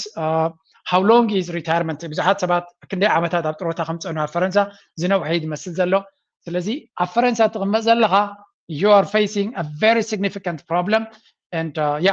እዚ ከምዚ ኢሉ ንሃለዎ ከሎ ካልኦት ሃገራት ዝገብርዎ ዘለዋ ኩነታት ድማ እንተሪኢኻ እዚዩ 80 years the US dollar has ruled the world, but everything just changed as BRICS, the super alliance of Brazil, Russia, India, China, and South Africa, has revealed their latest plans to build a new gold standard, and it's going to change everything we know about global trade. Now, for many years, financial experts have speculated the BRICS alliance would create a new fiat currency to directly challenge the US dollar. But starting a new currency from scratch is a daunting task, and BRICS' new plan is going to be even more powerful than creating a new currency, because it's going to leverage the one thing BRICS has complete control over, the global supply of rare earth minerals. This past week, plans have been revealed for the creation of a dedicated to build a new ሓፈሻ እንታይና ንርኢ ዘለና እተን ብሪክስ ድማ ነቲ ኩነታት እናንበባ ከመይ ጌርካ ነታ ዶላር ይኹን ነቲ ናይ ኤሮጳ ሓይሊ ስኩዝ ትገብሮ ወይ እውን ትፀምቆ መሊስካ ተሸግሮ ንኣሜሪካ ነቲ ዶላራ ንኣሜሪካ እኳ ክንደይናይ ኣብዚ ሓፂር ግዜ ነቲ ናይ ዩሮፒያን ዩኒየን ባጤራ ግን ተኣሊዎ ከም ዝኽእሉን ብሪክስ ሓድሽ ባጤራ እኳ ክገብር ተዘይከኣለ እቲ ማዕድናትን ሬር ኤርስ ዝበሃል ኣብኦም ስለ ዝርከብ ንዑ ናቶም ኤክስቼንጅ ገይሮም ብናቶም ዕዳጋ ብናቶም መርሕነት ክግበር ከም ዝኽእል ክገብርዎ ይፅዕሩ ከም ዘለዎን እዚ ድማ ጌም ቼንጀር ክኸውን ከም ዝኽእል እዩ ዝንገር ስለዚ ፈረንሳይ ይኹን ኤሮጳ ከምኡ ድማ ኣሜሪካ ኣብ ብድሆ ይገጥሞም ኣሎ እዛ ቪድዮ ሕጂ ዝበኩም I really hope every ኤርትራዊ እንተዝርዳእ ግን ቀሊል አይኮነን But the whole game to me, right, like why I love Bitcoin and why I think it's so, like the potential is so limitless is because like the more you learn about money and government control of money, you realize that that is the whole game. Everything else flows from that. Every evil thing that government does is only because they control the money supply. Like take an evil thing that government does, and I'll explain how it's because they control the money supply, you know? Like, I mean, just think about like, okay, we fought like a catastrophic 20-year war in Afghanistan that literally killed hundreds of thousands of people, cost trillions of dollars, and thousands of our bravest young boys died, and then tens of thousands. እዚ እንታይ ኢሉ ዛረብ ኣለ መሲልኩም ሓደ ካብቶም በላሕቲ ተዛረብቲ ኣይሁዳዊ ከማን ገርመኩም ናይ ይሁድ ናይ እስራኤልን ንኣሜሪካን ድማ ኩሉ ግዜ ዘጋልፃ ሰብ እዩ ብዛዕባ እንታይ ዛረብ ኣለ መሲልኩም ምንጭ ኩሉ እዚ ፀገም ኣብ ዓለምና ንሪኦ ዘለና ገንዘብ እዩ እቲ ገንዘብ ድማ ኣሜሪካ ስለትቋፀሩ ኤሮጳን ኣሜሪካን ናይ ዓለምና ገንዘብ ስለዝቋፀሩ ኩሉ ትክፋእ ካብኡ ዝብገስ ቢትኮይን ድማ ነዚ ፀገም እዚ ዝፍውስ ይብል ኣሎ ምክንያቱ ቢትኮይን መን እዩ ዝውንኖ ዋና የብሉን ዲሰንትራላይዝድ ፋይናንስ እዩ ኣሜሪካ 10 ዓመት ኣብ ኣፍጋኒስታን ኩናት ዝገበረት ካበይ መፅእ ነይሩ እቲ ገንዘብ እንተዘይነብር ነይሩ 10 ዓመት ኣይኮነ ሓንቲ ዓመት ኣብ ማይ ተዋግኡን ኢሉ ስለዚህ ነቲ ገንዘብ ባዕሎም ፕሪንት እናገበሩ ስለ ዝጥቀሙሉ ዘለዉ ድሌቶም ንክገብሩ ዕድል ዝቦም ዘሎስ እዩ ናብ ኣፍሪካ መፅኦም ኩናት ክገብሩ ናብ ቻይና ከይዶም ኩናት ዝገብሩ ነቲ ገንዘብ ስለ ዝቋፀርዎ ነቲ ዝገብርዎ ዘለዉ ዕንድራ ሰባት ኣብ ዓለም ዘለዉ ከም ዝኸፍልዎ ነቲ ዕዳ ንሶም ከም ዝኸፍልዎ ስለ ዝገብሩ እዩ ቢትኮይን ፊክስስ ዲስ ፕሮብለም እዩ ዝብለኩም ዘሎ ቢትኮይን ማለት እንታይ ማለት እዩ ዋና ዘይብሉ ዲሰንትራላይዝድ ኬትኩም ኣፅንዕዎ ዲሰንትራላይዝድ ፋይናንስ እንታይ ማለት ምዃኑ ንዓኻ ብግልኻ ዝጠቕመካ ማንም መንግስቲ ዝቋፀረካ ኣይክእልን እዩ if you really bitcoin standard እንተመፅኡ ኣብ ዓለም ዝቋፀረካ ኣካል ክህሉ ይኮነን እዩ ዝብሉ ስለዚ ናትካ መፍትሕ ናትካ ኮይን እንተለካ ኮይኑ መንግስቲ ናይ ኣሜሪካ መንግስቲ ናይ ኤውሮፓ ክቋፀረካ ኣይክእልን እዩ and this gives ነቶም መንግስታት ዓብ ጥንቃቐ ክገብሩ ከም ዝኽእሉ እዩ ዝገብሩ ገንዘብ እንተዘይብሎም በታ ዘላቶም እዮም ክኸዱ ገንዘብ ውሑድ ዘለዎ መንግስቲ ጥንቁቕ እዩ ዝኸውን ገንዘብ ባዕሉ ፕሪንት እናገበረ ፀጋታት ማኒፕሌት ክገብር ዝኽእል ተኮይኑ ግን እዚ ዝረኣናዮ ኩናት ድሕሪ ኩናት ዝኸይድ ዝነበረ እዩ ስለዚ ኣብ ቢትኮይን ኢንቨስት ምግባር ኣብ መጻኢ ፍሪደም ናይቲ ሕብረተሰብ እውን ዓብ ተራይ ዘለዎ ኣይ ሆፕ መንግስቲ ኤርትራ ገለ ክፋል ናይዚ ነገር እዚ ስጉምቲ ክወስደሉ ትምኒተ እዩ ተስፋ ይገብር ገለገለ በላሕቲ ኣብቲ መንግስቲ ዘለዉ ነዚ ኩነታት እዚ ነቶም መራሕቲ ስጉምቲ ንክወስዱ ድፊት ክፈጥሩሎም ወሲዶም እንተለዉ ድማ ካብ ልቢ ይሕጎስ ኣይ ሆፕ ነዚ መፅናዕቲ ገይሮም ስጉምቲ ወሲዶም ዝኽእሉ ሕጂ ናብ ዞባና ክምለስ አብይ አህመድ is a killer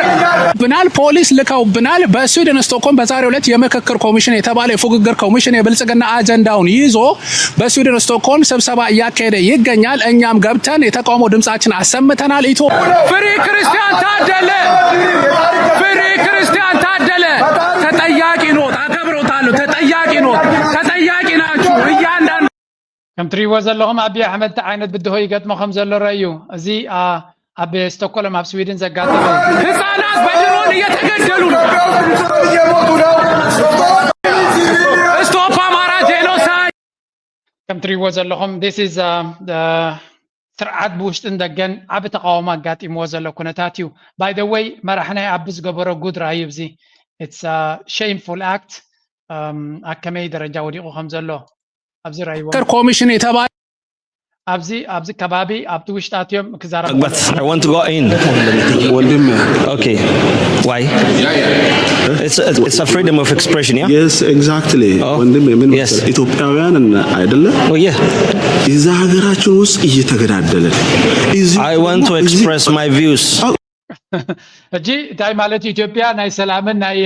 ምርድዳእን መንፈስ ዘለዎ ሃገር ምዃና ክገልጽ ዝፍትን ዘሎ and the reality on the ground is this is not truth እዚ ቅቡል ኣይኮነን ኢትዮጵያ ህዝብና ይቀተላሎ ኣብ ኣምሓራ ሲቪል ይቀተላሎ ቆልዓን ሰበይትን ቆልዓ ትምህርቲ ክኸይድ ኣይከኣለን ሰብ ድማ ብሰላም ክነብር ኣይከኣለን ስለዚ ኣብዚ ከዓ ሓሳብና ንክንገልጽ መሰል ኣለና ናይ ኤርትራ ከሙታት ከጋጥም ከሎ ዘባጭኡ ዝነበሩ እዮም now face ነቲ ኣብ ኤርትራ ትምንዮ ዝነበርካ ኣብ ልዕሊኻ ይወርድ ኣሎ by the way ሓደ ግዜ እቲ ነዚ ናይ ሰላም ምክክር ክመርሕ ኢሉ ዝመፀ ዝበልዎ ሰብ እንታይ ይገብር ረእዩ ወስከ እቲ ብልጽግና ዝበሃል ሲ ብዕልግና ይክብልዎ ሓደ ያለው በአማራ ክልል አይገደሉ ሲቪል stop killing civilians stop destroying hospitals and medical centers destroying the stop ማሕበር ነቲ ኮንፈረንስ ወኪሉ ክመርሕ ኢሉ ሓላፊ ናይቲ ኮሚሽን ዝገበሮ ሲ ኣብዚ ላስእል እንተድረኽባ ነይረ ሕማቕ ነገር ክገብር ከሎ ዝተቐድሐ ነይሩ ኣብዚያ ያላ ንስካብቲ ሓንቲ እያ ደላ መስለኒ ለሚ ሸውዩ ከሪአኩም ደልየ ብዕልግና ዝበሃል ካብ ዜሮ ተበጊስ ይኮነን ኣብቲ ቅድሚት ኣሎ እንታይ ክገብር ቀዲሖም መስለኩም let's look for it እዚ I don't know where is it ትሪበሎም እቲ ኣብዚ ፅፍሩ ውፅኡ ከሎ ቀዲሖም ነይሮም ማእከላይ ፅፍሩ መራሒ ናይቲ ናይ ሰላምን ናይ ሪኮንሲሊየሽን ወይ ከዓ ምክክር ኮሚሽን ዝበሃል ሓላፊ ማእከላይ ፅፍሩ ውፅኡ ኢሎም ከሎ ቀዲሖሞ ናይ ብሓቂ ዘሕዝን እዩ but this is እቲ ብልጽግናን ብዕልግናን ፈላሊኻ ክትሪኦ ይትኽእልኒ ኢኻ ዝበሃል ዘሎ ካብዚ ዝመፅእ ዘሎ this is what happens and እቲ ኩነታት ናይ ኢትዮጵያ ኣብ ሚድያ ከም ዝከውን ከሎ ኣብ ባይታ ድማ ዝገጥሞም ዘሎ ነዚ ይመስል ፋኖ ማለት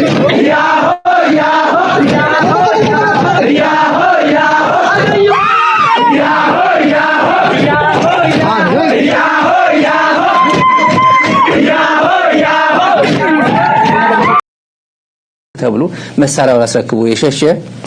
አሁን ወደብ ማይግድ ነው። ዛሬም ጠቅላይ ሚኒስትሩ የኢሬቻ በዓል ወደብ እንሰጣለን አለ እናመጣለን አለ። እንዲሁ ሱቅ ሄዶ ከረሜላ ይዘና አቡሽ እንደሚባል ማለት ነው። እንደዛ ነው። ሰው ለማስደሰት ሰውየው የማይናገረው ነገር የለም። መድረክ ባገኘው ቁጥር ባንዳዎቹ እንዳይሰሙን ብለን ነው እንጂ ይላል። ትላንት ነገር የተጠቀምኩበት 2013 ነው። ጎልደን ጊዜ አብይ አህመድ 2013 ነው። ብሓፈሻ እንታይ ዝብል ዘሎ አብይ አህመድ ነቶም ኦሮሞ ኩሉ ግዜ ናይ ሓሶት መብፅዓና ገበረ ኣብ ነፍሲ ወከፍ ሪጫ ካልኦት ከይሰምዑና እምበር ኣብ ደገ ባሕርን ወደብን ከምፅኣልኩም እየ ዝብል ዝነበረ ሕጂ ድማ ሓሉፍ ሓሊፎም ንኤርትራ ክንጎብጥ ኢና ዝብል ሕልምናቶም ኣፕግሬድ ገይሮም ኣለው። እዚ ኻ እንታይ ዘርእየካ ዘሎ ይነግርዎ ኣለው። በዓል ስታሊን ብወገን ፋኖ ዝተተሓሓዘ መጥቃዕቲ ወሪድንሎ ዝብል እምነት ኣለዎ። ኣብዚ እውን ስምዑ ሚድያ ናይ ኣምሓራ ፅቡቅ ገይሩ ንአብይ ነቲ ተኸታሊ ናቱ ከስምዖ ጀሚሩ ኣሎ።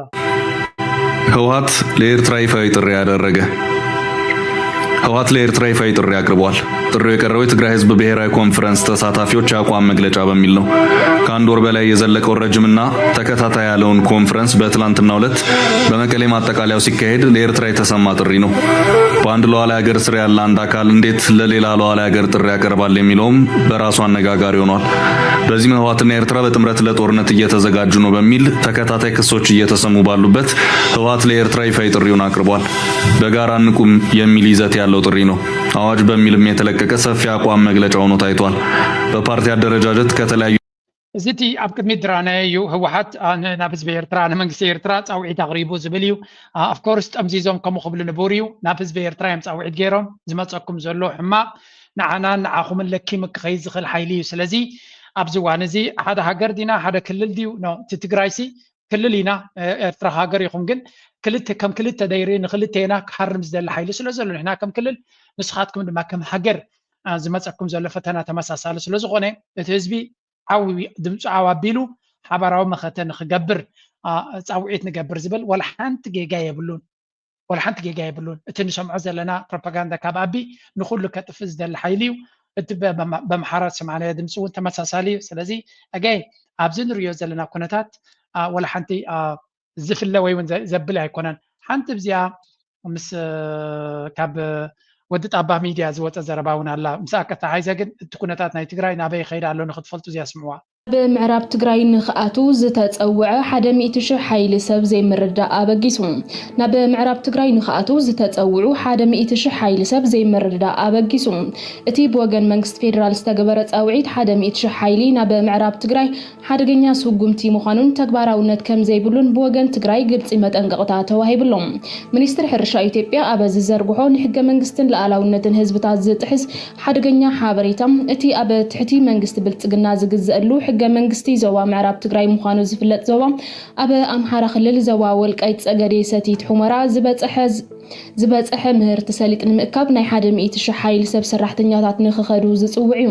ክልል ኣምሓራ ን10ታት ኣሽሓት ሓይሊ ሰብ ትዳሎላ ኢሉ ዝገልፅ ሓበሬታ ሚኒስትሪ ሕርሻ ዞባ ወልቃይት ፀገዴ ሰቲት ሑመራ ንምእካብ ምህርቲ ሰሊጥ ሓይሊ ሰብን ቴክኖሎጂን ከም ዘድልዮ ኣፍሊጡ ይብል። ዞባ ወልቃይት ፀገዴ ሰቲት ሑመራ ሓደ ካብቶም ጠለብ ብዙሕ ሓይሊ ሰብ ዘድልዮም ከባብታት እዩ ዝብል መግለፂ ሚኒስትሪ ሕርሻ ዜና ኣምሓራ ሚድያ ኮርፖሬሽን ተደሪኹ ነቲ ሓበሬታ ዝዘርግሐ ሚኒስትሪ ሕርሻ ኣብቲ ዞባ ወልቃይት ፀገዴ ሰቲት ሑመራ ኢሉ ዝፅውዖ ኣብቲ ወረርቲ ሓይልታት ብልፅግና ዝርከብ ዞባ ምዕራብ ትግራይ ብዘርኢ ካብ ዝተሸፈነ ጠቕላላ ስፍሓት መሬት ልዕሊ 12 ሚልዮን ኩንታል ምህርቲ ክረክብ ትፅቢት ይግበር ኢሉ። ነዚ ንሕገ መንግስትን ኣቃውማ ፌደሬሽን ኢትዮጵያ ዝጥሕስ መንግስታዊ ሓላፍነት ዝጎደሎ ፀብፃብ ድማ ካብ ብወገን ትግራይ ተሪር መጠንቀቕታ ግብረ መልሲ እንታይ ኢና ንርኢ ዘለና እቲ ጉዳይ ናይዚ ምዕራብ ትግራይ ካብ ግዜ ናብ ግዜ ደሰሓሕብ ነጥብታት ይለዓል ኣሎ። እቲ ድራማ ይቕፅል ኣሎ። ምዚ ሕጂ ኣብ ወሎ ከጋጥም ዝፀንሐ ኩናት ብዳርጋ እቲ ፕሮፓጋንዳ ናይ ኣቢ ድማ ሻዕብያን ህወሓትን ተሳቲፎም ኣለዉ ዝብል ዘረባ ዘውፅኦ ዘሎ እቲ ኩነታት ንምዕራብ ትግራይ ድማ ተጋሩ ነቲ ኩነታት ሕጂ ምስ ፋኖ ዝግበር ዘሎ ኩነታት እናተጠቐሙ ዶስ ወይ ምስ ፋኖ ተዘራሪቦም እንተወሓደ ናይ ብልፅግና ናይ ኣብን ፅልዋ ካብቲ ቦታት ንክወፅእ ፀቕጢ ክገብሩ ከም ዝኽእሉ ምስ ኣምሓራ ተረዳድዮም ድዮም ተዘራሪቦም ድዮም ብገለ መንገዲ መፍትሒ ክገብሩ ክእሉ እዮም ጎረባብትን ስለዝኾኑ ብሓይሊ ጥራይ ክትፈትሖ ትኽእል ፀገም ስለ ዘይኮነ ስለዚ እቲ እንኮ ኣምሓራን ትግራይን ኮፍ ኢሉ ነቲ ጉዳይ ክፈትሑ ኮይኑ እቲ ብልፅግና ዝፃወቶ ዘሎ ጌም ኣብን ኦሮሞ ብልፅግና ዝፃወቶ ዘሎ ፀወታ እንተኣሊኻዮ ጥራይ ፀገም ክፍታሕ ዝኽእል ኣይ ቲንክ ኣብዚያ ጉዳይ እዚኣ ድማ ኣብ ሓበራዊ ምርድዳእ ተበፂሑ ከም ዘሎ ክንርኢ ንኽእል ኢና ኣብ ግን እንታይ ዝደሊ ዘሎ ኦሮሞ ኤሬቻ ዝብሎ ዘሎ ማለት እዩ እዚታት ግን ኩሉ ሳዕቤን ኣሎ ንኣብነት ኣብዪ ምናልባት ካብቲ ሓደ እውን ግምት ዘሎ ምርጫ ክገብር ስለ ዘይደሊ ንእሽተይ ኩናት ዝመስል ነገር ኳሕኳሕ ተቢሉቲ ቦርደር ናይ ዓሰብ ወይ ናይ ቦሬ ዝበሃል እንድሕር ገይሩ ኩናት ኣሎ ምርጫ ይገብርኒ ኣብ ኢመርጀንሲ ኢና ዘለና ንምባል ክጥቀመሉ ኣብኡ እውን እንድሕር ካልኩሌት ትገብር ኮይኑ risk of escalation ክህሉ ይኽእል እዩ በቲ ንሱ ዝመደቦ ዘይኮነስ ከምቲ ዝበሃል ኣዴኻ ከም ዝለኣኸትካ ዘይኮነስ ዕዳጋ ከም ዝፀንሓካ እዩ ስለዚ risk of escalation ክህሉ ይኽእል እዩ እዚ ከዓ እቲ ኩሎም ዝፈርሕዎ ዘሎ increased instability ብቲ ከባቢ ከምፅእ ይኽእል እዩ ባክፋየር ክገብር ይኽእል ንኣብነት ንሱ ክወሪዱ ዝኸደ ብሰለስተ ኣርባዕተ ቦታታት ተወሪሩ ኣዲስ ኣበባ ዝኣቱ ናይ ጉሪላ ፋይተርስ ከዓ ስልጣኑ ክሕድጎ ይኽእሉ ስለዚ ብዙሕ ኣብ ጭንቀት ዘሎ ነገር ዝፈጥሮ ነገር ተዘይኮይኑ እዚ ዝበሃል ውሃ ደበለ ስትራቴጂ ኢልካ ክትዛረበሉ ይትኽእልኒ ኢኻ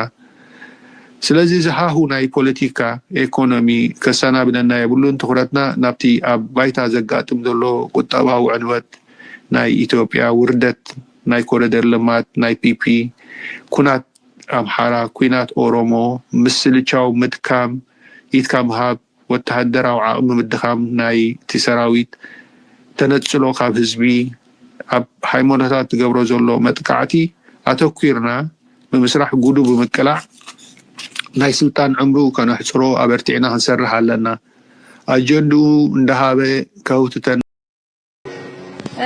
ኪታባችንን ሁሉ አውጥተው ሜዳ ላይ አቃጥለውታል መሻይኾቻችን ታርደዋል እዛው መስጊድ ላይ ቀርተዋል አልተቀበሩም ደረሶቻችን ሊያመልጡ ሲሮጡ አንቀው ይዘዋቸው መንገድ ላይ ቀርተዋል ብናየው የፈራ ሰው ሸሽቶ ቤተክርስቲያን ነው የሚያመልጠው የፈራ ሰው ሸሽቶ መስጊድ ገብቶ ነው የሚያመልጠው መስጊድ በቤተ ኣብዚ ንሪኦ ዘለና ድማ እቲ ኣብ ወለጋ ዝበሃል ኦሮሚያ ማለት እዩ 30 መስጊድ ከም ዝተቃፀለ እዩ ዝገልጽ ዘሎ ብመን ተቃፂሎም ብኦነለፍ በቲ ናይ ሶማልያ ማለት እዩ እዚ ከዓ ባእታቶም ባይ ኦኔግ እዮም ዝብልዎ ዘለዎ ግን I don't understand a single incident in one single incident let's hear many of our followers were እንታይ ማለት እዩ ኣብ ኢትዮጵያ ዘሎ ቀውሲ መን እዩ ዝፍፅሞ ዘሎ ማለት ንሓድሕዶም ስለ ዝከኣሱ ሚት ካሚቲ ኩስተዩ ዝገብሮ ዘሎ ኢልና ክንዛረባ ይንኽእል ኢና እቲ ዘሎ ፅልኢ ባእሲ ኣብ መንጎቶም ኢትዮጵያውያን ግን እቲ ዝዓበየ ፈተና ንኢትዮጵያ እዩ እዚኣ ቪድዮ እዚኣ ድማ ክዘውር ሰሚዐ ኣለኹ አብይ አህመድ አጠቃላይ ስልጣን ላይ ያለው ኦሮሞ ነው አዎ ኦሮሞ ነው ይሄ ደግሞ ይቀጥላል ማንም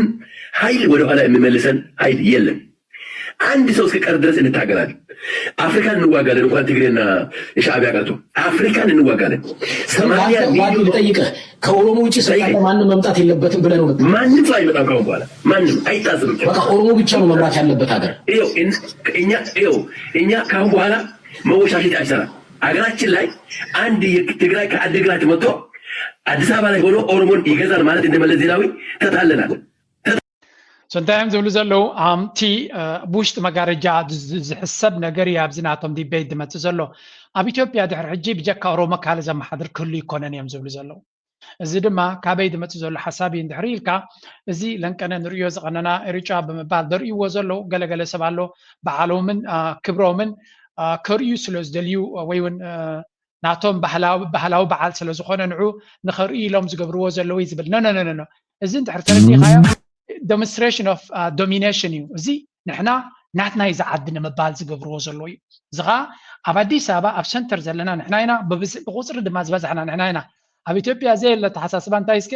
ዲሞክራሲ ኢና እዮም ዝብሉ ከይሓፈሩ ዲሞክራሲ እንተኮይኑ ኦሮሞይ ዝምረፅ ኩሉ ግዜ እዮም ዝብሉ ዲሞክራሲ እኮ ስልጣነ ናይ ሓሳብ ይክልወካ ዘሎ ብኻልእ ዘረርባ ተጋሩ 5% ዘይኮንስ ዋላ ካብቶም 2% ዝኾኑ ናይቶም ህዝቢ ኣብ ኣዲስ ኣበባ ከመሓድር ከም ዝኽእል ክትኣምን ኣለካ ዲሞክራሲ ናይ ብሓቂ ክሰርሕ እንድሕር ኮይኑ እንተዘየለ በብብዝሕ ኢኻ ከተመሓድር ትደሊ ዘለኻ እዚ ዲሞክራሲ ኮንካ ትደሊ ዘለኻ ጭቆና ኢኻ ትሰርሕ ዘለኻ ማለት እዩ ዲሞክራሲ ዝበሃል ሰብ ብዓልየቱ ብሃይማኖቱ ዘይኮነ ብሓሳቡ እዩ ቅድሚት ክመፅእ ዘሎ ዲሞክራሲ ዝሰርሕ ድማ ስልጣነ ናይ ሓሳብ እንተለካ ጥራይ ትክክለኛ ዲሞክራሲ ክሰርሕ ዝኽላቡ እንተደየለ እታ ዲሞክራሲ ትብል ኣሜሪካ ዝደፍዋ ብኸምኡ ኣብ ኣፍሪካ ብከምዚ መንገዲ ስለተሰርሐሎም ነቶም ክፃወቱ ንዝደልዩ ክቋፀሩ ንዝደልዩ እታ ዝበለፀት መሳርሒ ድሳያ እዚ ማይኖሪቲ ጭፍጨፍ እቲ ማጆሪቲ ድማ ብሓይሊ ክረግፅ እቲ ጽቡቕ ናይ ዲሞክራሲ ግን ሓሳብ ስለ ዝኾነ ብሓሳብ ዝዕወት እንድሕር ኮይኑ ጥራይ ዲሞክራሲ ክሰርሓልካ ዝኽእል ካብኡ ወፃኢ ድራማ ናይ ዲሞክራሲ ኢትዮጵያ ናበይ ገፁ ይወስዳ ኣሎ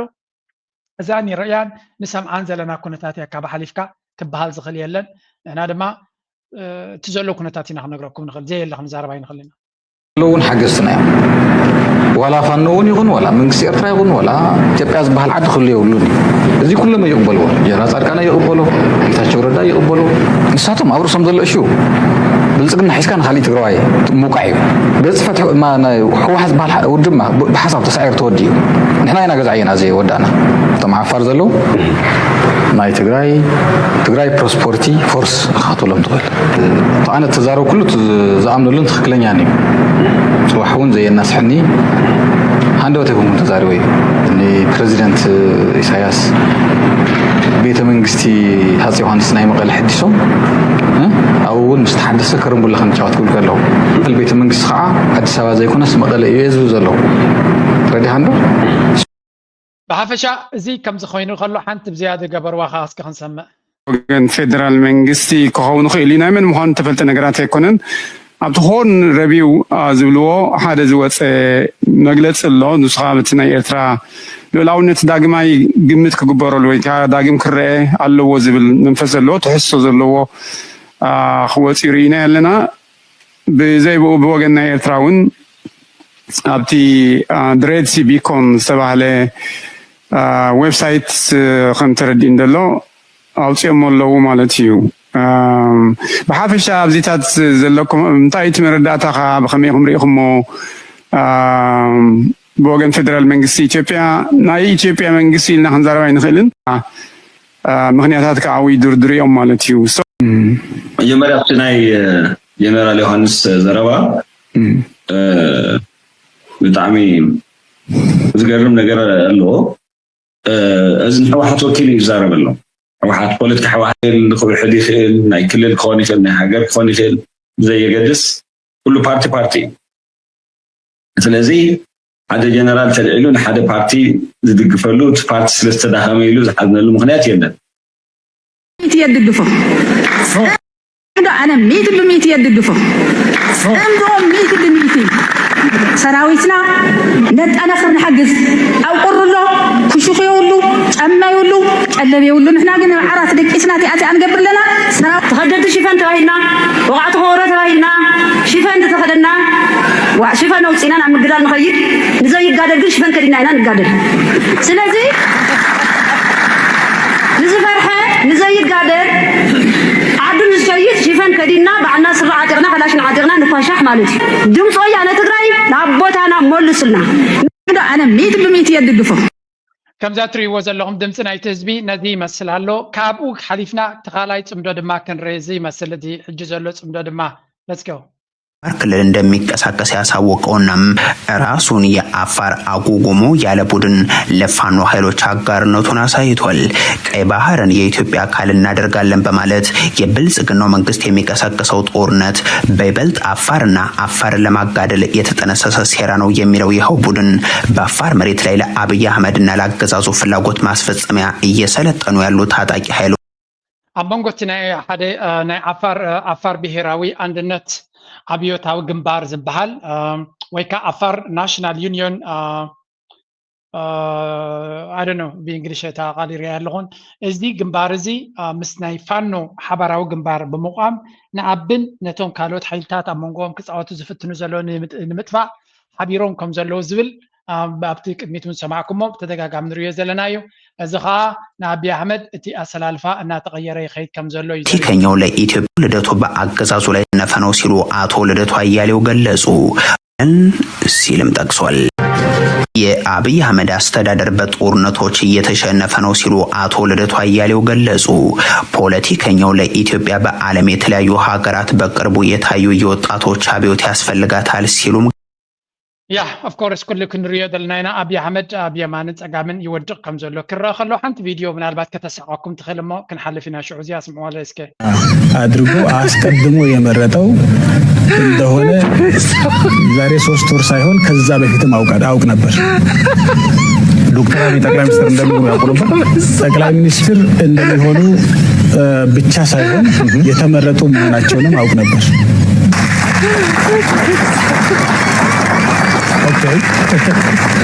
ለውጡ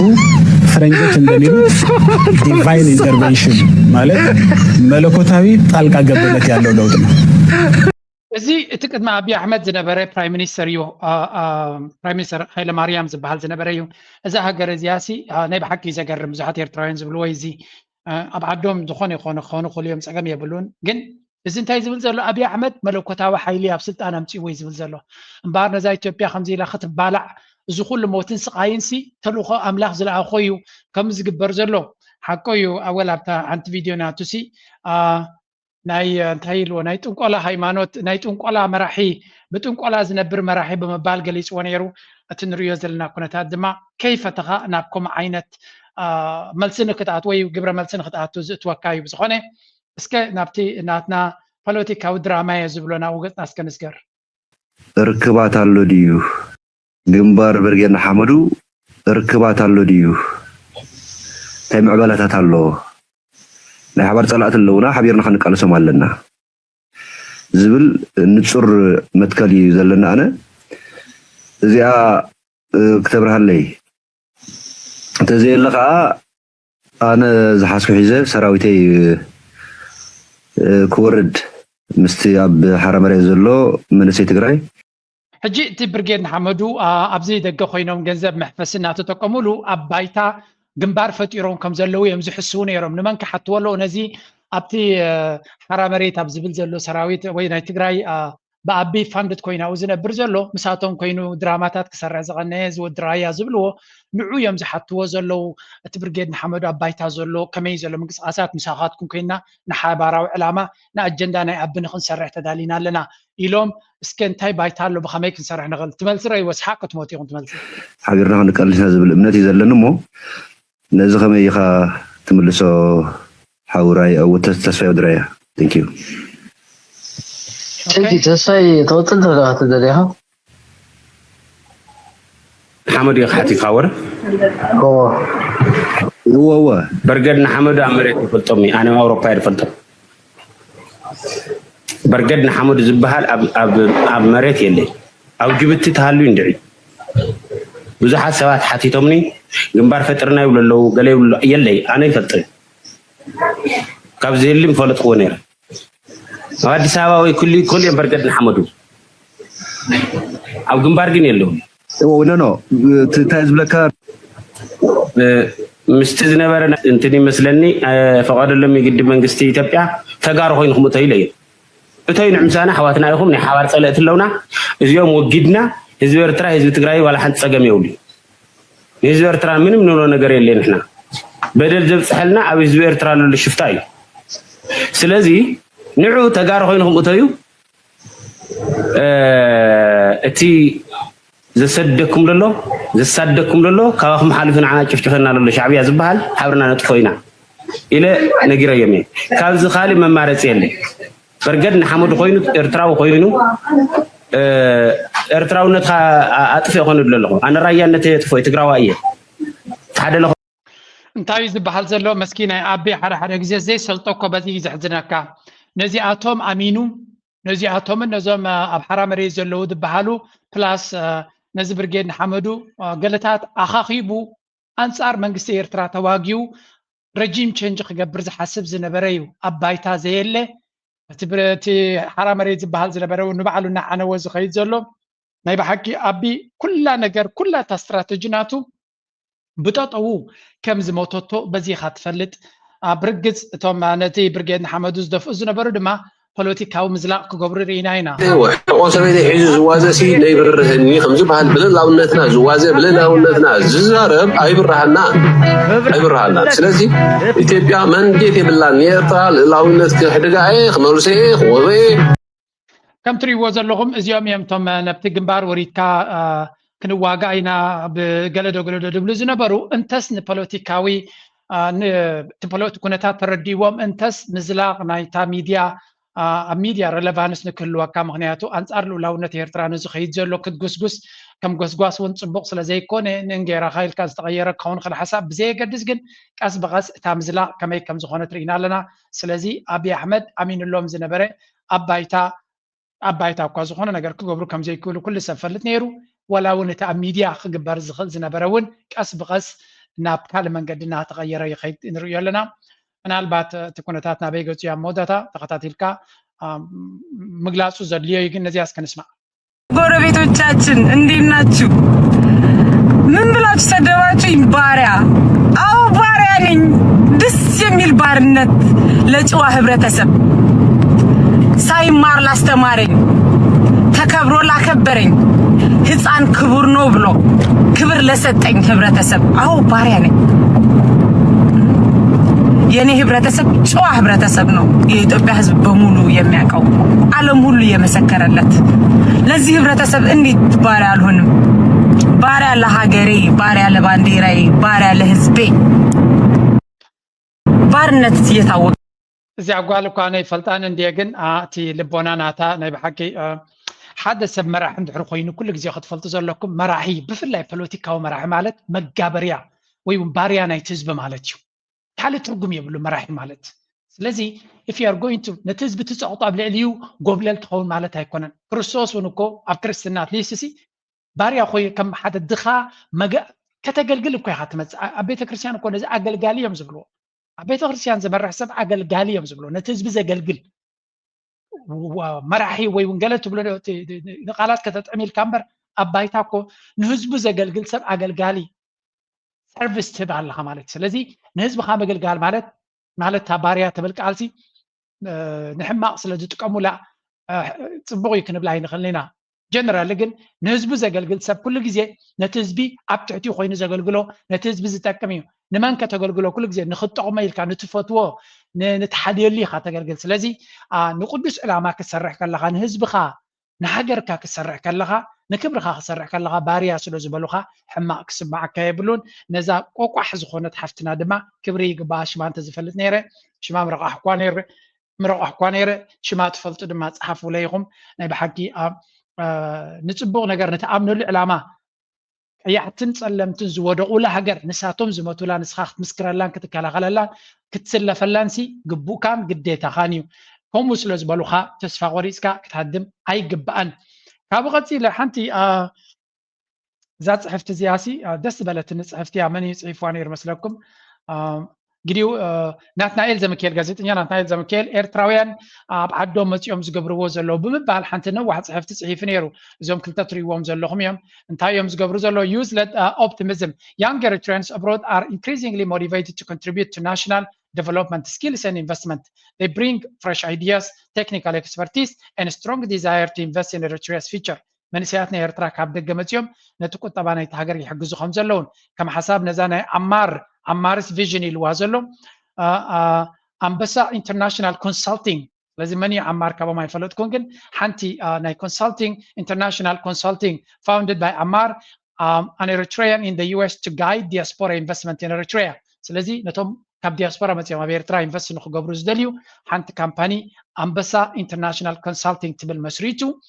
ነቶም ኣብ ኤርትራ መፂኦም ኢንቨስት ክገብሩ ዝኽእሉ መምርሒ ወይ እውን ጋይደንስ ክህብ እዩ ማለት እዩ this is going to be very very interesting ብዙሓት ኤርትራውያን ካብ ደገ ኣትዮም ዓበይቲ ካምፓኒታት ክምስርቱ ምዃኖም ዘርኢ ምልክት እዩ ቅድሚኡ ግን ቢንቶ የድሊ ነቲ ቢንቶ ድማ እንተስ ምስ መንግስቲ ብቐረባ ዝሰርሑ ኮንሳልቲንግ ካምፓኒስ ኣብ ዝኾነት ሃገር ክትከይድ ከለኻ ኣብ ዝኾነት ሃገር እየ ዝብለኩም ኮንሳልተንትስ እዮም ዝሕግዙኻ ናብ ዝኾነ ኮርፖሬሽን ናብ ኢማራት ክኸይድ ከሎ ኣነ ንኣብነት ካምፓኒናተይ ኣብ ኢማራት ክምስርቶ ከለኹ ምስ ኮንሳልቲንግ ካምፓኒታት ተዘራሪበ ነቲ ሕጊ ናይቲ ሃገር ኣካይዳ ናይቲ ሃገር ዝፈልጡ ንሳቶም እዮም ዝሕግዙኻ ኣብ ማንም ሃገር ናብ ኣፍሪካ ክትኣቱ ትደሊኻ ናብ ሩዋንዳ ክትከይድ ኮይንካ ኮንሳልቲንግ ካምፓኒ ኢኻ ኮንሳልት ትገብር ስለዚ ኣብ ኤርትራ ድማ እቶም ኤርትራውያን ወይ ይኹኑ ወፃእተኛታት ኢንቨስት ክገብሩ ኮንሳልቲንግ ካምፓኒስ ክህልዋ ኣለወን ነቲ መንገዲ ዘርእያ ነቲ ሕጊ ናይቲ ሃገርን ኣካይዳ ናይቲ ሃገርን ፈሊጦም ነቲ ዝመፅእ ዘሎ ጋሻ ዘርእይዎ ካምፓኒታት የድልዩ እዞም ንሪኦም ዘለና ድማ ሚሽን ናይቲ ካምፓኒ ናቶም help Eritreans abroad navigate opportunities and challenges in homeland development. ምናልባት ኣብ ካልእ ግዜ እንተረኺበዮም ኣብዚ ፕላትፎርም ኣምፅየ ከዘራርበልኩም እየ ምክንያቱ ንኤርትራውያን ደገ ዘለዎ ከመይ ገይሮም ኣብ ዓዲ ምስ ዘሎ ብድሆታትን ዕድላትን ርኢኻ ኢንቨስት ንክትገብር ዝሕግዘካ እዩ community focus emphasize collective projects that uplift everyday citizens ሓበራዊ ፕሮጀክታት ክግበረሉ ዝኽእል not just individual ventures ብግልኻ ትገብሮ ጥራይ ዘይኮነ ብሓባር ክትገብሮ ትኽእል ነገር እውን መቸም ኤርትራ ነዚ ዕድል እዚ ብወቅዒ ኣዋጅ ገይራ ንዑ ኢንቨስት ክግበሩ እንድሕር ኢላ ኣነ ብግለይ ጥራይ ዘይኮንኩሲ ኣብዛ ቻነል ምሳይ ኮይንኩም ኢንቨስት ክትገብሩ ትደልዩ ኢለ ፃውዒት ክገብር እየ ሽዑ 10 ሰባት ዲና 5 ሰባት ዲና 500 ሰባት ብሕጋዊ መንገዲ ትካል መስሪትና ናይ ብርክ ትካል መስሪትና ኩልና ብሓደ ኮይና ኣነ ክገብሮ ዝኽእል ብግለይ ክገብር እየ ብሓባር ነቶም ኣብ ስራሕ ዓለም ኮይንኩም ኣብ ዓዲ ከይድኩም ካምፓኒታት ክትመርሑ ዘይትኽእሉ ድማ ብሓደ ኮይና ክንገብረሉ ንኽእል መንገዲ ክንፈጥር ኢና ስለዚ እዚ እውን ኣብ ሓሳባይ ዘሎ እዩ ነቲ ኣብ ሓሳባይ ዘሎ ቀዲሞምኒ ኣብ ባይታ ስራሕ ስለ ዝጀመሩ ድማ ናይ ብሓቂ ደስ ብለኒ ኣምላኽ ሓግዝኩም ይብሎም ነዞም ኣሕዋትና it's just brilliant ከምዚ ዓይነት ድማ እዩ ዘድልየና ዘሎ government encouragement policy support the Eritrean government is actively encouraging diaspora investment and engagement momentum building Amar's work is part of a broader movement aligning civic passion ስለዚ እዚ ምስ መንግስቲ ኤርትራ ኮይኖም ካስሎ ዝገብርዎ ዘለዉ ናይ ብሓቂ ተስፋ ዝህብ እዩ በዛ ኣነ ንሪኣ ዘለና መድረክ ድማ ናብኡ ገፅና ስለንኣቱ ዘለና ራብዓይ ግንባር ብቐጥታ ኣብቲ ቁጠባ ክሳተፍ እዩ ስለዝበሃል ዘሎ ተስፋ ገብር ኣነ ሓንቲ ካብተን ኣብ ሂወተይ ክገብራ ዝደሊ ኣብዚ ቻነለይ ምሳይ ነዊሕ ዓመታት ኣብ ስታክ ማርኬት ኣብ ክሪፕቶ ኢንቨስት ዝገበርኩም በሸሓት ትቁፅሩ ሰባት ኣለኹ ገለ ክፋል ናይ ኢንቨስትመንትናትና ኣብ ዓድና ኢንቨስት ክንገብር ምዃና ድማ ንፈልጥ ኢና ስለዚ ኣነ ብግለይ ክገብሮ ዝደሊ ሓሳባት ኣለኒ ከይትሰርቁኒ ነግረኩምኒ ኣብዚ ግን ካብቲ ናይ ግለይ ዝያዳ ክገብሮ ዝደሊ ግን ምሳኻትኩም ብሓደ ኮይና ኣብ ዓበይቲ ፕሮጀክታት ኣነ ዝሓሰብኮ ጥራ ዘይኮነስ ብሓባር ኮይንካ ቦርድ ኣቑዩምካ እቲ ቦርድን እቲ ማኔጅመንት ቲምን ክውስኖ ዝኽእል ኣብኡ ኢንቨስት ክንገብር ኢና ተስፋ ንገብር ብትዕግስቲ ክንፅበይና ነቲ መንግስቲ ከቀላጥፈልና ንመነ ምክንያቱ ብዙሓት ዓበይቲ ሲኒየርስ ስለ ዘለዎ እውን ከምኡ ዝምነዩ ንኩልኻትኩም ዕድል ክፈጥር ዝኽእል በዓል ሽሕ ኢንቨስት ክገብር ይኽእል በዓል 50,000 በዓል 100,000 በብዓቕሙ ብርኪ ክገብረላ ዝኽእል ሕልምላትኒ ነዚያ እንተገይረ ድማ ንኤርትራ ሓጊዘያ ክብል ዝኽእል ኣብ ኤርትራ ድማ ኣውቶቡሳት ዲና ክንቱ I don't know ፋብሪካ ዲና ክንከፍት ናይ ሶላር ዝኸውን ወላ I don't know بحر وين كتجارة ربليو نزع حساب زيادة تدقفوها كم حساب كتكون يا تغلي يا تبلو أب كومنت سكشن اسكت عفو بحرجن بوق عون بتجزيو كنجاريو أيلو بحساب جن أبسك ودي thank you قبل ميدالي لايك جبرو شير جبرو ريتوه من حسابكم جرفنا بالكو مزيادة رفقات فكم ونس بحري عطمنيو تاريخ زرس طيقينيو زي والعزق وصل كيو وصلو العشاق يوصلو يزق زبس عمو تقول يزلو عمو قلبو نوا عدي عدي يلالو صفع كل دمي بحري ترمي عمو قلبو نوا عدي عدي يلالو صفع كل دمي بحري نبيني